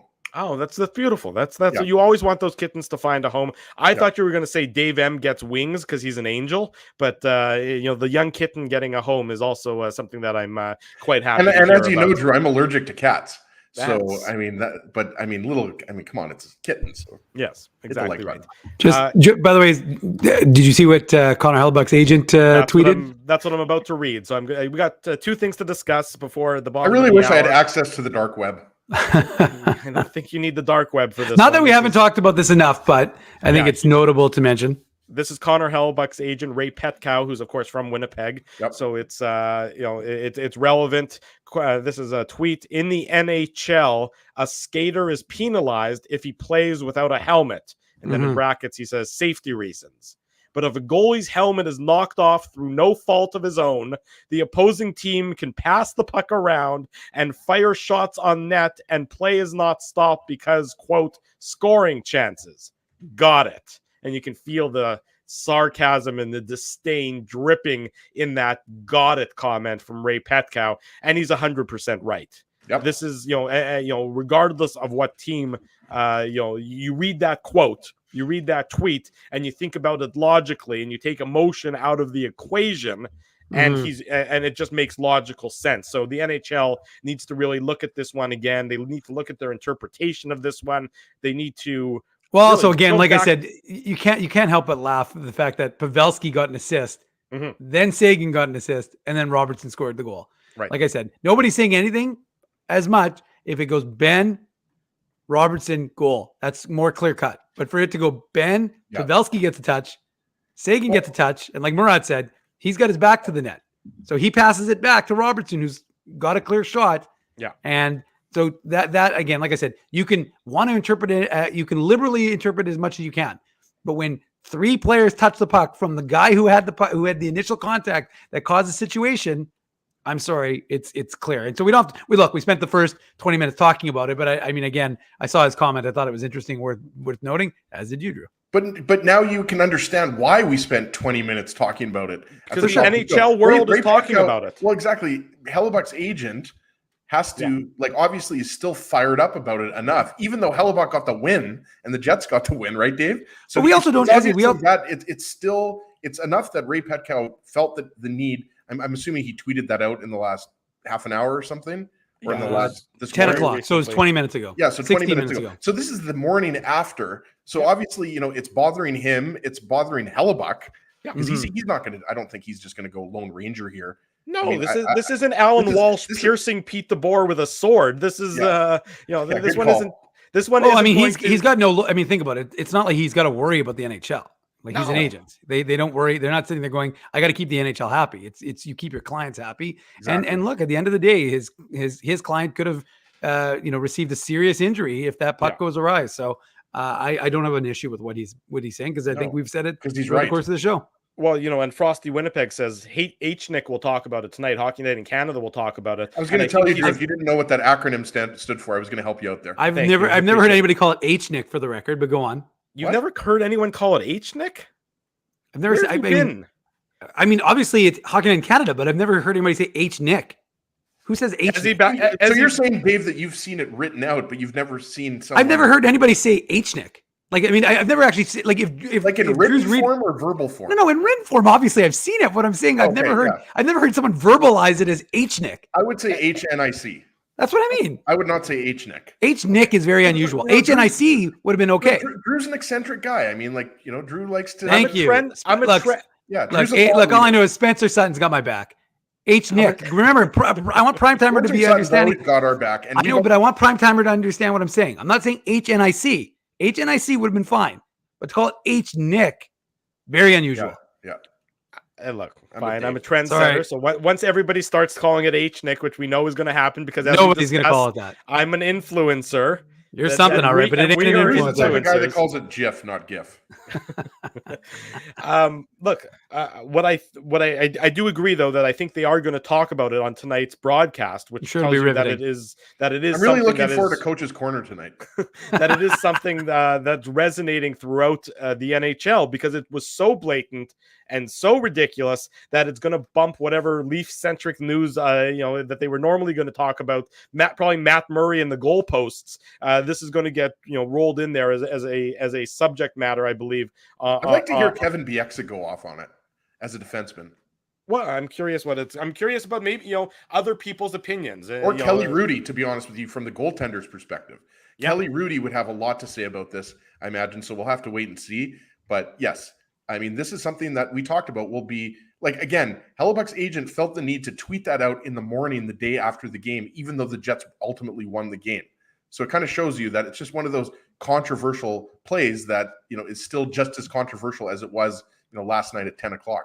Absolutely. I would agree with that entirely. Another piece of news, not Jets related, but certainly going to be one that a lot of people in Winnipeg are going to be happy about. And I think I saw Bailey reference it in the chat earlier. Willie Jefferson, star defensive end for the Winnipeg Blue Bombers. He has re-signed a 1-year contract extension to keep him in Winnipeg. Of course, his family, I think, has set up roots here. So it's not an overwhelming surprise, but still nice to see nonetheless that Willie Jefferson going to stay as a member of the Blue Bombers. He was set to become a free agent in February. Instead, he's going to spend at least another year in the blue and gold. Geez, I'm getting absolutely raked. I'm getting raked. Thank you. Over the coals. Thank you. By the way, Gordy won a Tough Duck 2 last night.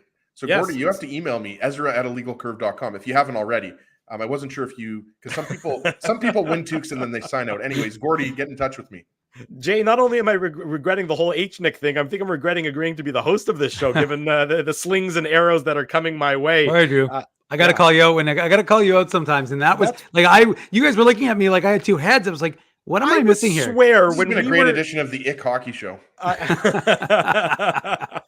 I would swear, I'd put money on it that when we were teenagers, this is going back many moons ago. For you here, Drew. Yes, thank you. And we would get together to watch hockey on Saturday night. That's the sort of slang that we used when we were saying, "Hey, are we watching HNIC tonight?" That was not a thing. No. I'm gonna have Drew. Remember, you didn't have any friends growing up, so I mean, that was maybe you talking to yourself in the mirror. You're right. I said it to my stuffies and they never answered. I was hoping somebody was going to answer me. I'm going to have to Hey, I can't wait to do the show topics in the podcast later and be like, is HNIC a thing or is it HNIC? What was the nickname that Drew was called in the hockey dressing room? Skippy? Yeah, I was going to say Skippy. That's the only nickname I've ever had in my life. It was a bad nickname. It didn't really make it. The reason why is well, I'll tell you exactly where it came from. When I got my first pair of glasses, and okay, we're down the rabbit hole here, folks. Is only we can do. This is a Ginsburg type tangent right now. I want more people calling Drew Skippy. That's what I want. Well, we've talked about this on the air before, but it's always important to rehash these important situations. When I got my first pair of glasses when I was 7, I think. I went over and showed them to my neighbors because I was proud of having glasses, and my neighbor's brother. I was friend, we were close family friends, of course. He said to me that I looked like Skippy from Family Ties. So if you want to go back and if you remember Family Ties starring Michael J. Fox and Mallory. Was Alan Thicke on No. Alan Thicke was on. No, that was Growing Pains. That was Growing Pains. Okay, so remember who was on Growing Pains too? As a young Leonardo DiCaprio. Correct. There you go. He was the troubled youth who joined them late. What was the show where there was a character named Boner? Oh, that was Degrassi Junior High, wasn't it? No, that was Snake and Wheels. There wasn't a. I think there was a boner. Pretty sure there was a boner. I just got a boner right now. No, there was a show with a character named Boner. Yes, there was. Growing Pains. It might have been Growing Pains. Yeah. Turd saying it's Growing Pains. What TV show was Boner on? Turd Ferguson is saying that it was growing pains. Great. So, That's all I need. Is Ezzy typing in boner in my search parameters? Turd Ferguson was the one that helped me figure out who Dave's going to get was. a lot of Cialis ads on now on his searches thanks to Ezzy typing that in on his This is Wi-Fi. really going off the rails today, boys. There you go. Boners to Bone was Mike's best friend on growing pains. So thank you, Turd Ferguson. Seaver. Wasn't the last name Seaver? Yeah, that's right. That was it was the Seaver family. You're absolutely Seaver right. family, Anyway, so that's why my nickname. Wow, this is quite a segue. That's why my nickname was that all those years ago. Wow, this has tremendously been just probably the best segment we've done. I'd like in a to long see how while. Drew's going to get this back on the rails after we were It's off talking. the rails. He's going to probably go to commercial, I guess. You're exactly right, Dave. That's exactly what I'm going to do. I'm going to go to commercial, and I'm going to be thankful that Charlie Roumeliotis from NBC Sports Chicago is up next, so that we can get this show back on the rails, talking about the Jets, their next opponent in Chicago, the Blackhawks. Obviously, struggling this year, to put it mildly. They started off well, but I think everyone sort of expected that they were going to fall a little bit off, and they have, as of yet, 2-6-2 in the last 10. The Jets into Chicago on Sunday, post-game show, 8:45 back here on our YouTube channel. Charlie Roumeliotis of NBC Sports Chicago up next. Thank you to everybody. This is Skippy signing off until after these commercial messages. Keeping Winnipeg laughing for over 30 years. Rumors, Canada's longest-running comedy club, bringing you the biggest laughs from the best comedians on the planet. Jerry Seinfeld, Chris Rock, Jon Stewart, Dennis Miller, Brad Garrett, the greats, and all the up-and-comers too. When was the last time you laughed out loud? Make it a great night out with friends, or book your office or birthday party. Even a fundraising event at Rumors. Get all the details and dates on upcoming shows at rumorscomedyclub.com. Hi, Ez. A strange question for you. But why are you lying on the ground being crushed by a piano?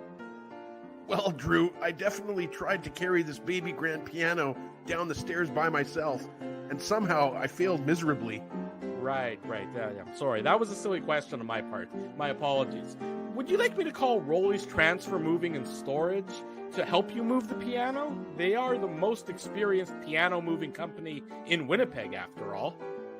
Yes, please call Rolly's and hurry. This piano is very, very heavy. Rolly's Transfer Moving and Storage offers stress-free residential moving services while taking great care of your personal belongings, including your piano. At Rolly's, no job is too big or too small. For more information, visit rollys.com. Hi, it's Drew from Illegal Curve here. Selling your home can be stressful, but it wasn't for me. Thanks to my friends at Zappia Group Realty, they made the process so easy. My home sold within 48 hours and with multiple offers. Zappia Group Realty took care of everything with their exquisite customer service and attention to detail. If you want to sell your home for more in less time, get started by talking to Frank and Mauro Zappia of Zappia Group Realty. Online at zappiagroup.com. Hey, Drew. Ezzy, whoa, what a smile! Yeah, I got my crowns done at Linden Market Dental Center, and they whiten my teeth. I see. They're so bright that every time I smile, they go, We have hockey tonight. Do you have a mouth guard to protect those pearly whites? I sure do. Whoa, they even ting through the mouth guard. Linden Market Dental Center covers all your dental needs, from restorative to cosmetic dentistry, and will fit you with a sports guard for that active lifestyle. 877 Waverly. See lindenmarketdental.com. So you're a pizza person, you married a wing person, but somehow your kids are salad people. You can't pick your fam, but you can pick your BP meal deal. Starting from $18.99 for takeout or delivery at bostonpizza.com.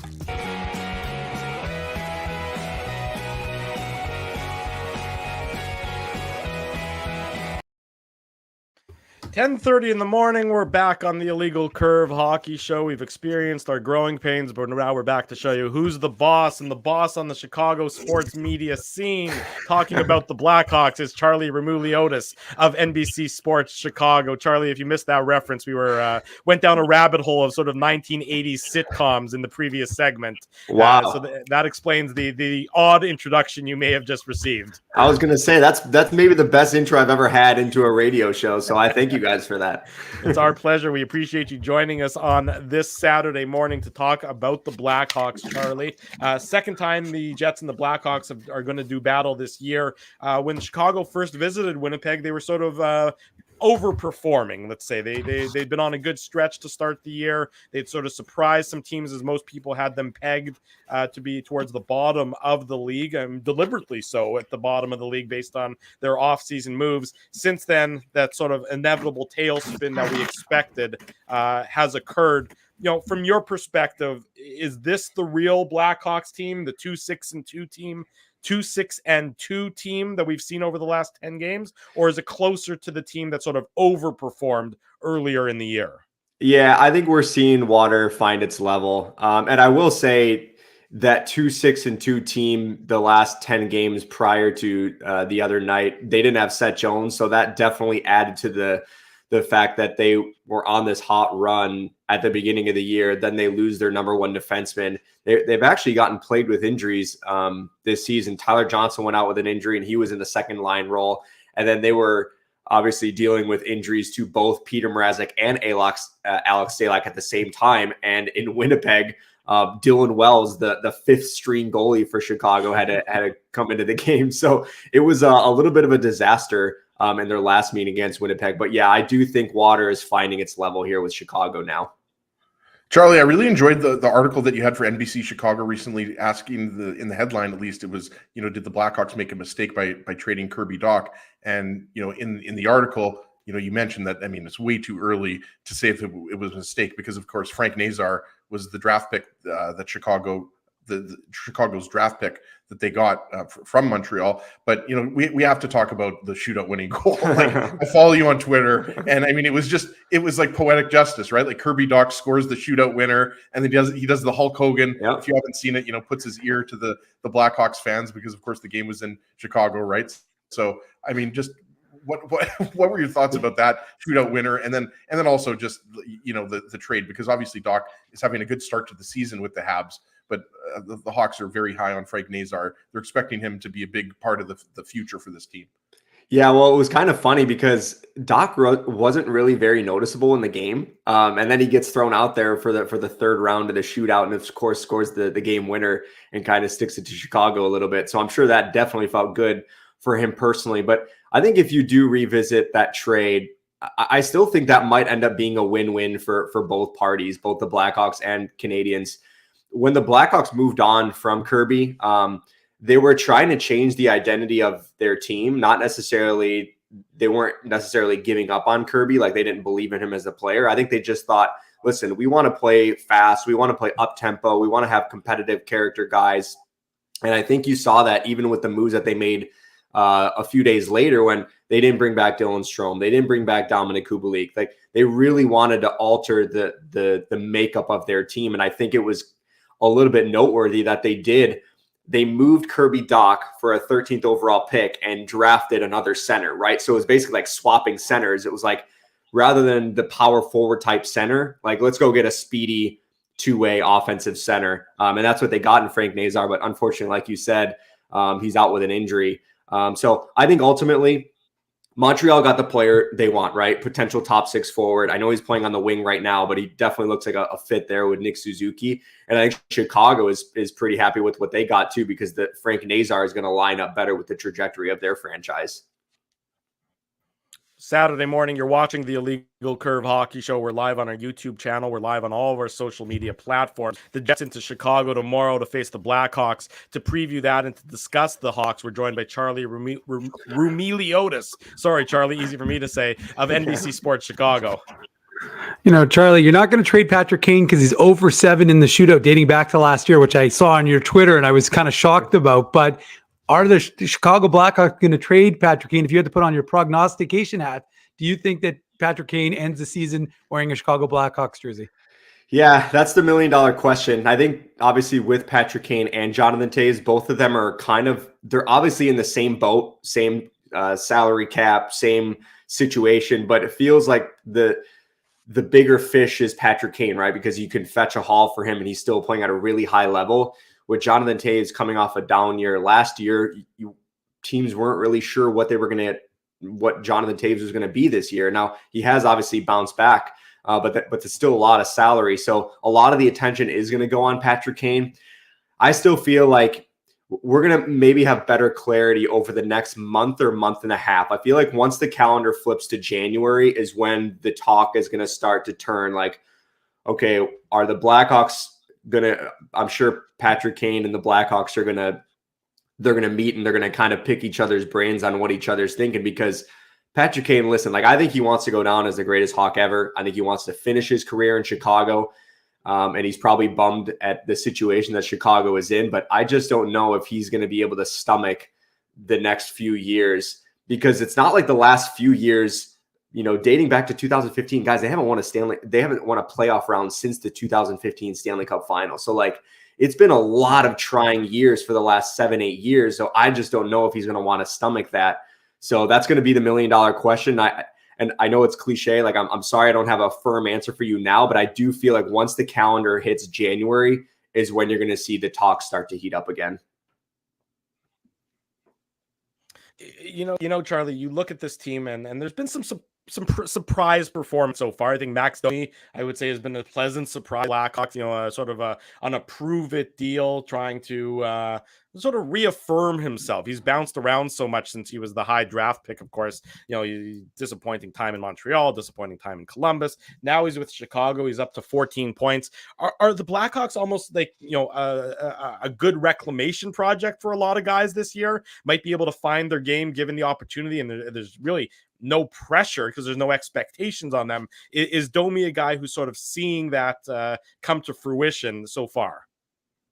Yeah, I think that's a big reason why Max Domi and maybe a guy like Andreas Athanasiou also signed with Chicago on a 1-year deal. Like, they saw this as an opportunity to maybe play top 6 minutes, but also play with a guy like Patrick Kane, where you can maybe inflate your numbers and potentially get a larger payday down the road, because there's no way either of those guys signed with Chicago with the hopes of them being a long-term play with the Blackhawks, given all the moves that they had made over the summer, trading Alex DeBrincat, trading Kirby Dach, moving on from Strome, moving on from Kubalik. Like, they were very clearly an organization that was stripping down its roster. So I think for them, I would be very surprised if either of them is with the Blackhawks beyond the trade deadline.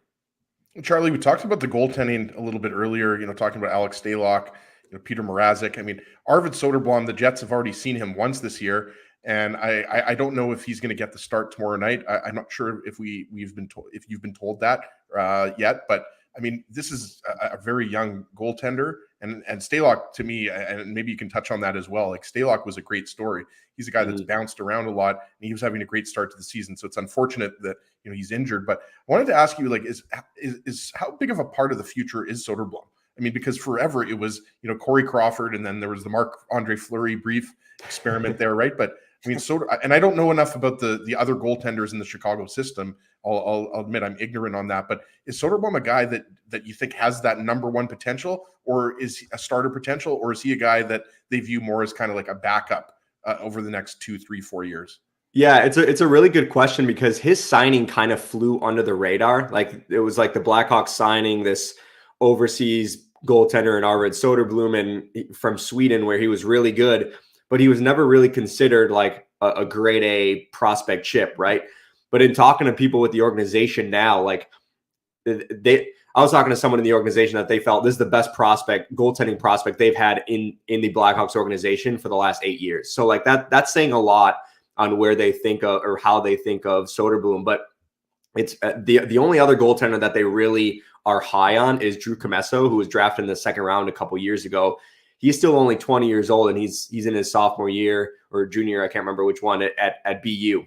So it's you know, I think it's going to be neck and neck between those two players who could be the potential starting goaltender for the Blackhawks in the future. But I do think Arvid Soderblom absolutely has the tools to be that guy if the Blackhawks want to give him that opportunity.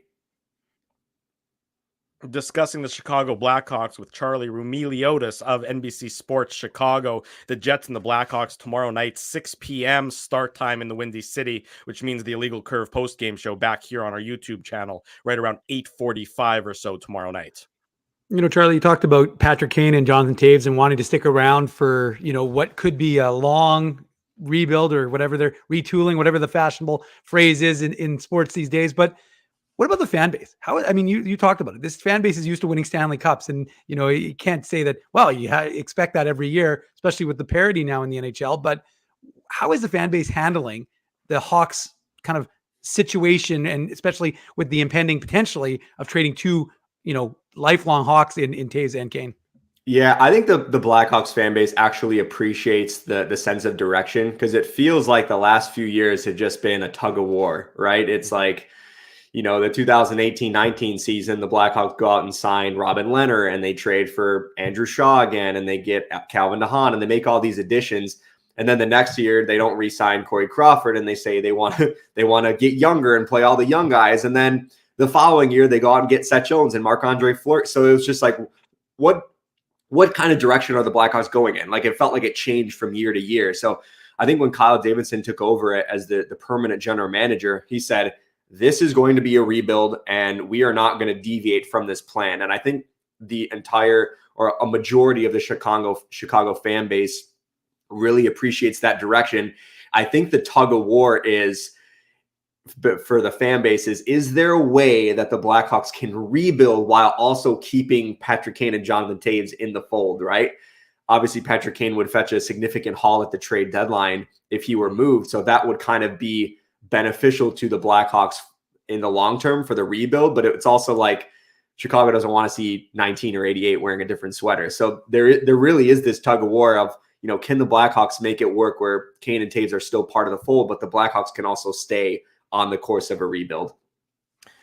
Charlie, obviously Luke Richardson, first-time NHL head coach, well-respected from his time in Ottawa, his time in Montreal. How do you think he's handling this situation? Obviously, he knew what to expect. He's not, fooling himself as to what, he has on this roster and the limitations thereof. How has he sort of acquitted himself thus far in his first head coaching stint?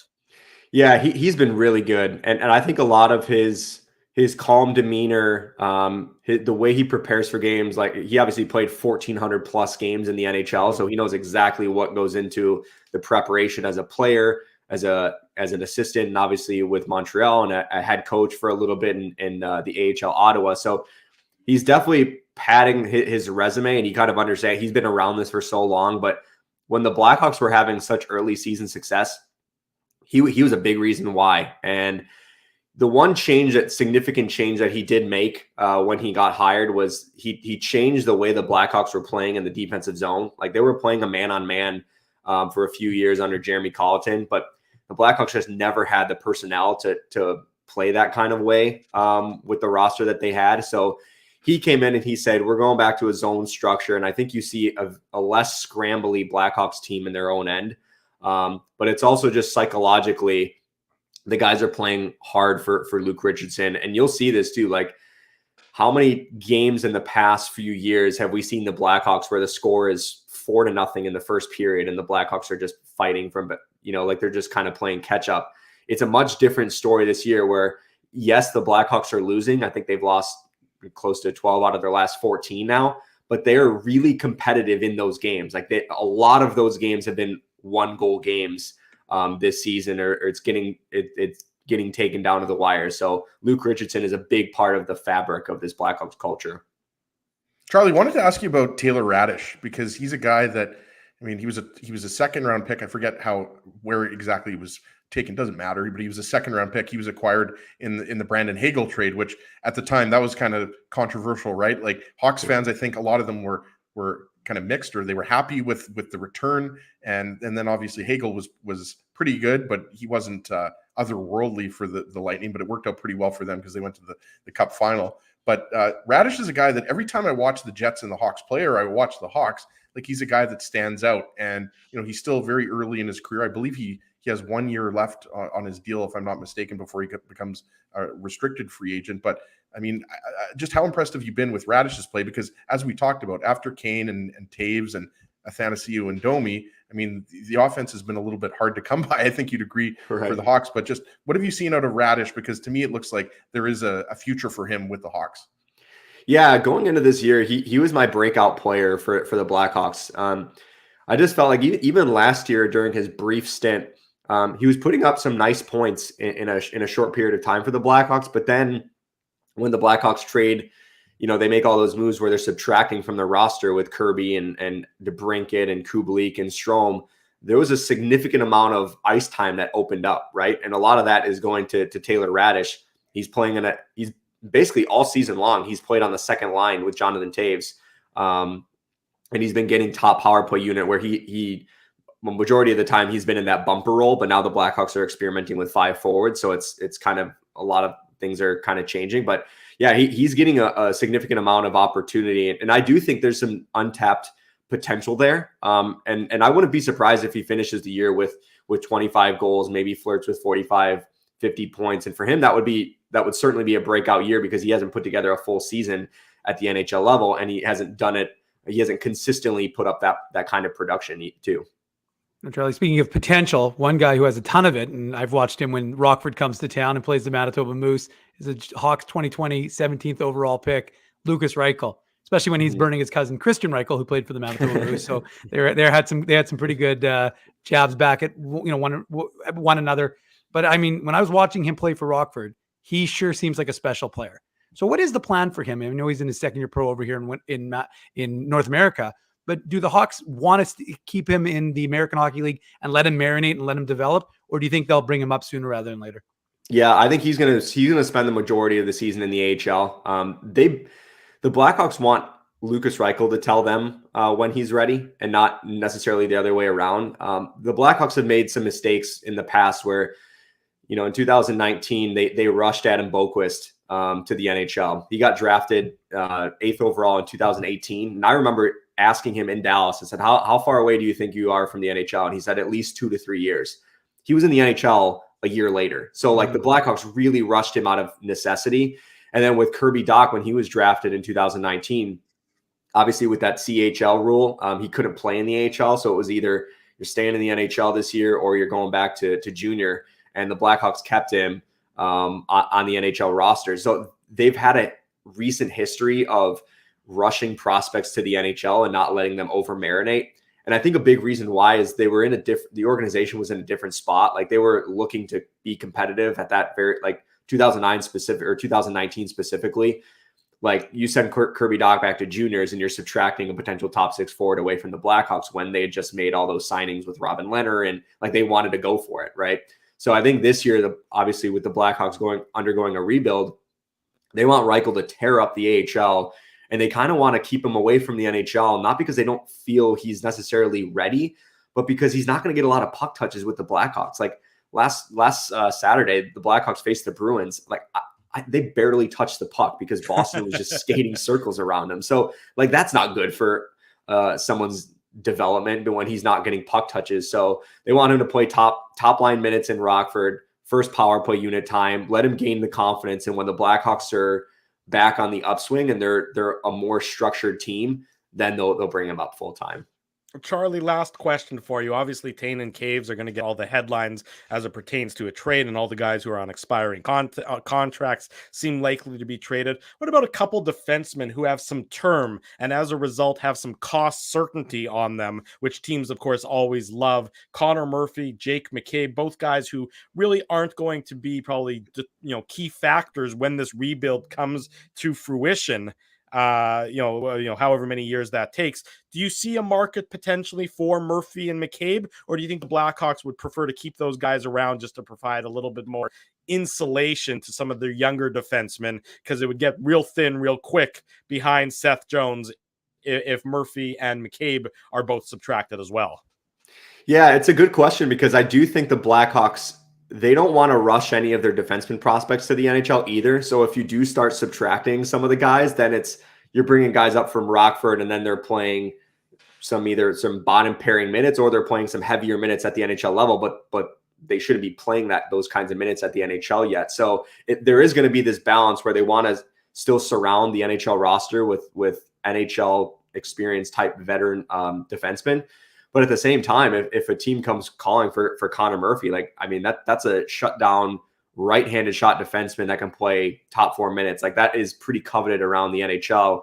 And I was actually, I shouldn't say a little bit surprised, but I thought that was a perfect fit for Toronto once they started getting hit with all those injuries. Yep. There's a guy that can play in your top 4 Right-handed shot. Maybe he can play with Morgan Rielly when he returns. I know the Toronto Maple Leafs want to be very cautious of the money they're bringing in because they want to pay Austin Matthews and they're going to have these contracts. But I wouldn't be surprised if Connor Murphy does generate some interest at the trade deadline. And if I'm the Blackhawks, I'm definitely moving him if I'm getting a good enough haul in return that would kind of kickstart the rebuild. Charlie Roumeliotis covers the Chicago Blackhawks for NBC Sports in Chicago, the Jets and the Blackhawks tomorrow night. Charlie, appreciate your time, appreciate your insight. We'll read your recap of tomorrow night's game and, of course, follow you along for all of the latest Blackhawks news and analysis. Appreciate you. Thanks for joining us. Awesome. Thanks for having me, guys. Thanks, Charlie. Take care, Charlie. Thanks again. There he goes, Charlie Roumeliotis of NBC Sports Chicago, joining us on the Illegal Curve hockey show on this They're going to be an interesting morning. team to watch, guys, over the next few years, right? Like, do they trade Patrick Kane? Do they trade Johnny Toews? You mentioned Drew. Like, do they trade a Connor Murphy? I mean, this defense is pretty bad. We've talked about.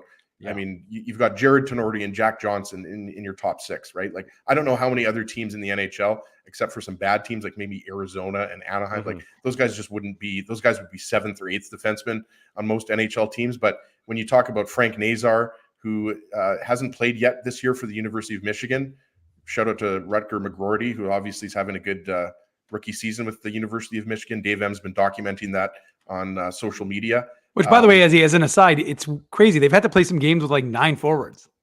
Adam Fantilli, I don't know if you've looked at his stats lately, but he's having a crazy year. He's projected to go second overall or third overall after Connor Bedard, probably second overall. But and then Kevin Kurchinski on the Seattle Thunderbirds. He was their first round pick as well in the 2022 draft. I mean, so he's going to be a big part of their defense moving forward. Talked about Lucas Reichel. I mean, they've got some really interesting prospects. So they're going to be bad this year. They're going to be bad next year. But 2 or 3 years from now, they're going to be kind of like Ottawa or New Jersey. There's going to be one of those teams that these prospects get older and they start to play full-time NHL minutes. So, I mean, things are going to get better in Chicago. But right now, they're a very bad team. And speaking of defensemen, there's a guy that Dave M has been champing at the bit to discuss for much of the last. Just for Tico Napoli. Just for Tico Napoli. Just for Tico Napoli for the last 15 or 16 hours. Here we go. You've been waiting all show for it. There's only one way that we can wrap this up. It is with the Put on your antlers. It's time for the Minuk Moose Minute on the Illegal Curve Hockey Show. Well, the Minuk Moose Minute. We haven't done one of those in a minute, it seems like. But anyways, I will jump right in and talk about the Moose, who fell yesterday to the Grand Rapids Griffins in Michigan, 3-0. With the third goal was an empty net goal. First goal, kind of unfortunate. The Moose don't have, we talked about it, a lot of their guys who play PK are up with the Jets or they're hurt right now. Cole Meyer, he's missed the last, I think, game and a half. So he's been out. Leon Gavanke, he got hurt the last game. He didn't play the 2017 fifth rounder for the Moose. He didn't play last night's game. They did get some good news. Chaz Lucius, the 2021 first rounder, he was back in after missing the last 3 games. But, the Moose are kind of patchwork right now, and they were trying to get it going after, losing in Milwaukee on Tuesday. And so they're closing out the road trip in Grand Rapids to 5-gamer. And last night, Tyrell Bauer in the lineup, big, what was he as? He was the 2021 7th rounder, I think, for the Winnipeg Jets, I think. But might have been 2020, but 2020 or 2020. So he's a big boy. And he's physical, and he brings an edge. And he fought Ezzy's boy Giovanni Smith, and had a huge tilt behind the net in the first period. It was. And look, Smith is a guy who's played some years in the in pro hockey, so he's an experienced guy. And Tyrell Bauer went toe to toe, and it was funny because from all the things that happened in the game, folks seemed to really that resonated with them. Whether it was on Instagram or Twitter, that's what people were people were jazzed. People like a good tilt. So they don't see them anymore, right? I think that's you really don't. That fans are excited to see hockey fights because you see them once every couple of weeks. It seems like that's right. And so and good. It was good tilt and good on Tyrell Bauer for not backing down and you could see them kind of going at each other, and they actually went at each other pretty much the entire game. I think Smith ended up with about 29 minutes in penalties when all was said and done for Grand Rapids. And pretty much the only other real significant thing that happened in the game was Brad Lambert, the 2022 first rounder of the Winnipeg Jets, attempting the Michigan in Michigan I don't know if you get extra bonus points for that, but he did try the Michigan. It didn't quite on the ice or in the illegal curve merchandise contest. No. Well, he could try it maybe in both, but in this instance, it was just on the ice in Grand Rapids and Van Andel Arena. Which, by the way, I have to give them a shout out, because Grand Rapids. We talk about how bad the cameras are in Texas. Grand Rapids are awesome, but the play by the PA announcer for Grand Rapids, like so for the Jets, for example, he's up in the press box in their control room, but for the Grand Rapids, he's between the penalty box. So he's usually where the officials are, so and he is school like it was in the old Winnipeg Arena. I think. Yeah, and he is. But this guy's this guy's a character. He's literally like he knows he's on camera, and he's always playing to the camera. I can't remember his name; it's eluding me right now. But he's hilarious, and he's always going, and the fans love him. They've got a great atmosphere in Grand Rapids. Hang on, you know the name, or at least can think of the name of the guy who does the scoreboard and the broadcast. Bob Kaiser is his name, Dave. There you go. Okay, I'm impressed, you guys. That is some in-depth research that you are doing there for these Minuk Moose minutes, there, Mr. Dave. I know you spend you are the Moose insider. I did not realize you were also that translated to being the Griffins insider at the same time. Well, for the record, so T. Conapoli's asked me his guy might be Eric Zane. That's my apologies. I might have been a little quick on the Google. I think it was Eric Zane. I think it is Eric Zane. That makes more. That sounds familiar. Anyways, so Tico Napoli's saying about the kiss cam, and I actually clipped it, but then I was like, maybe I shouldn't send it. But it was actually hilarious. So they do the kiss cam, and again, that's something, it's unusual because when you're watching the broadcast in the AHL, you kind of see what's happening on the Jumbotron when they cut to commercial. So you're listening to like a Manitoba-based commercial, because I was listening to Daniel Fink's broadcast, play-by-play, and all of a sudden, so you're watching the kiss cam, and so the guy goes, he sees he's on the kiss cam, so he gives his partner a kiss, and then he cops a feel. Oh, it was just like, I was like, oh, okay, well, that's quite interesting. And I'm like, you do realize you're on camera, bud, but he didn't seem to mind. I think it's a callback to the previous segment of Hey Boner. Yeah, the guy definitely had a boner. So anyways, the between the furries last night, and everything else on the last, kind of like it's kind of like McLovin from Superbad. I've got a boner. Anyways, the point is that it was an interesting game, because actually I thought the Moose were in it. The first goal, like I said, happened just as the penalty elapsed. Christian Reichel had the puck, and I was talking about it with Fink after, and it seemed like Reichel might have looked up at the scoreboard, realized the penalty ended, didn't want to ice the puck, so he didn't get as much on it as he would have normally, and so they were able to keep it in the zone and score just as the penalty to the Moose expired.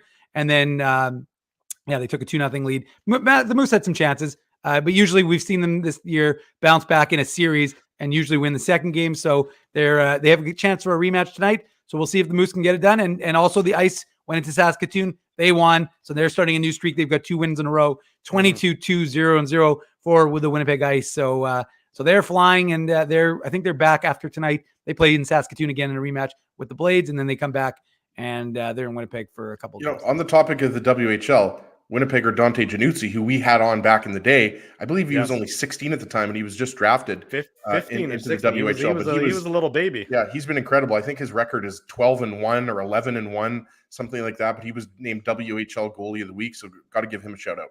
There you go. Good memory there, as we had him back on the old radio station days, the old terrestrial radio days, Drew. Yeah, the bad old days, the good old days, whatever it might be. This is the better new days here on the Illegal Curve YouTube channel. We'll be back at it tomorrow, 8:45 p.m. The post game show after the Jets and the Blackhawks, as the Jets wrap up the 3-game road trip, and then they're home on Tuesday to face the defending Stanley Cup champion Colorado Avalanche, as they a bit different in weight class battle between the Blackhawks on Sunday, and then the whiplash effect of then facing the Colorado Avalanche and the dynamic set of players they have there, starting of course with Cale Makar on the back end. No Jared Tenordis and and no Jack Johnsons like you'll see on Sunday in Chicago. No disrespect to those fine gentlemen. Want to say a big thank you to all the sponsors of Illegal Curve who make the Saturday show, the post-game show, and the website a possibility. Frosty Winnipeg has it up on the screen. Rumors Restaurant and Comedy Club, Linden Market Dental Center, Zappia Group Realty, Betway, they're the sponsor of the Illegal Curve post-game show. Tough Duck, Winnetook, tune in on Sunday. Boston Pizza, Seagram's, Rolly's Transfer, Grid Park, and The Keg support these fine businesses because of their continued support support of Illegal Curve Hockey. If you haven't already done so, smash the like button, subscribe to the YouTube channel, leave us feedback both on the YouTube channel, on the show page, and again on the podcast page. You get bonus entries in the merchandise contest if you comment on our, I believe, our iTunes page, if I'm not mistaken. So do that, of course, because that's a way for you to get more entries and potentially win more prizes. Big thank you to Murat Ates in hour number 1. Big thank you to Charlie Roumeliotis in hour number 2. In case you missed any of it, the immediate replay will be on our YouTube channel, and the podcast will be up in short order as well. For Dave Minuk, for Ezra Ginsburg, I'm your host, Drew Mindell. We thank you very much for joining us. Have a great Saturday, everyone. We'll see you back here tomorrow night for the post-game show. If it's Saturday, it's the Illegal Curve Hockey Show live on YouTube and all of our social media platforms.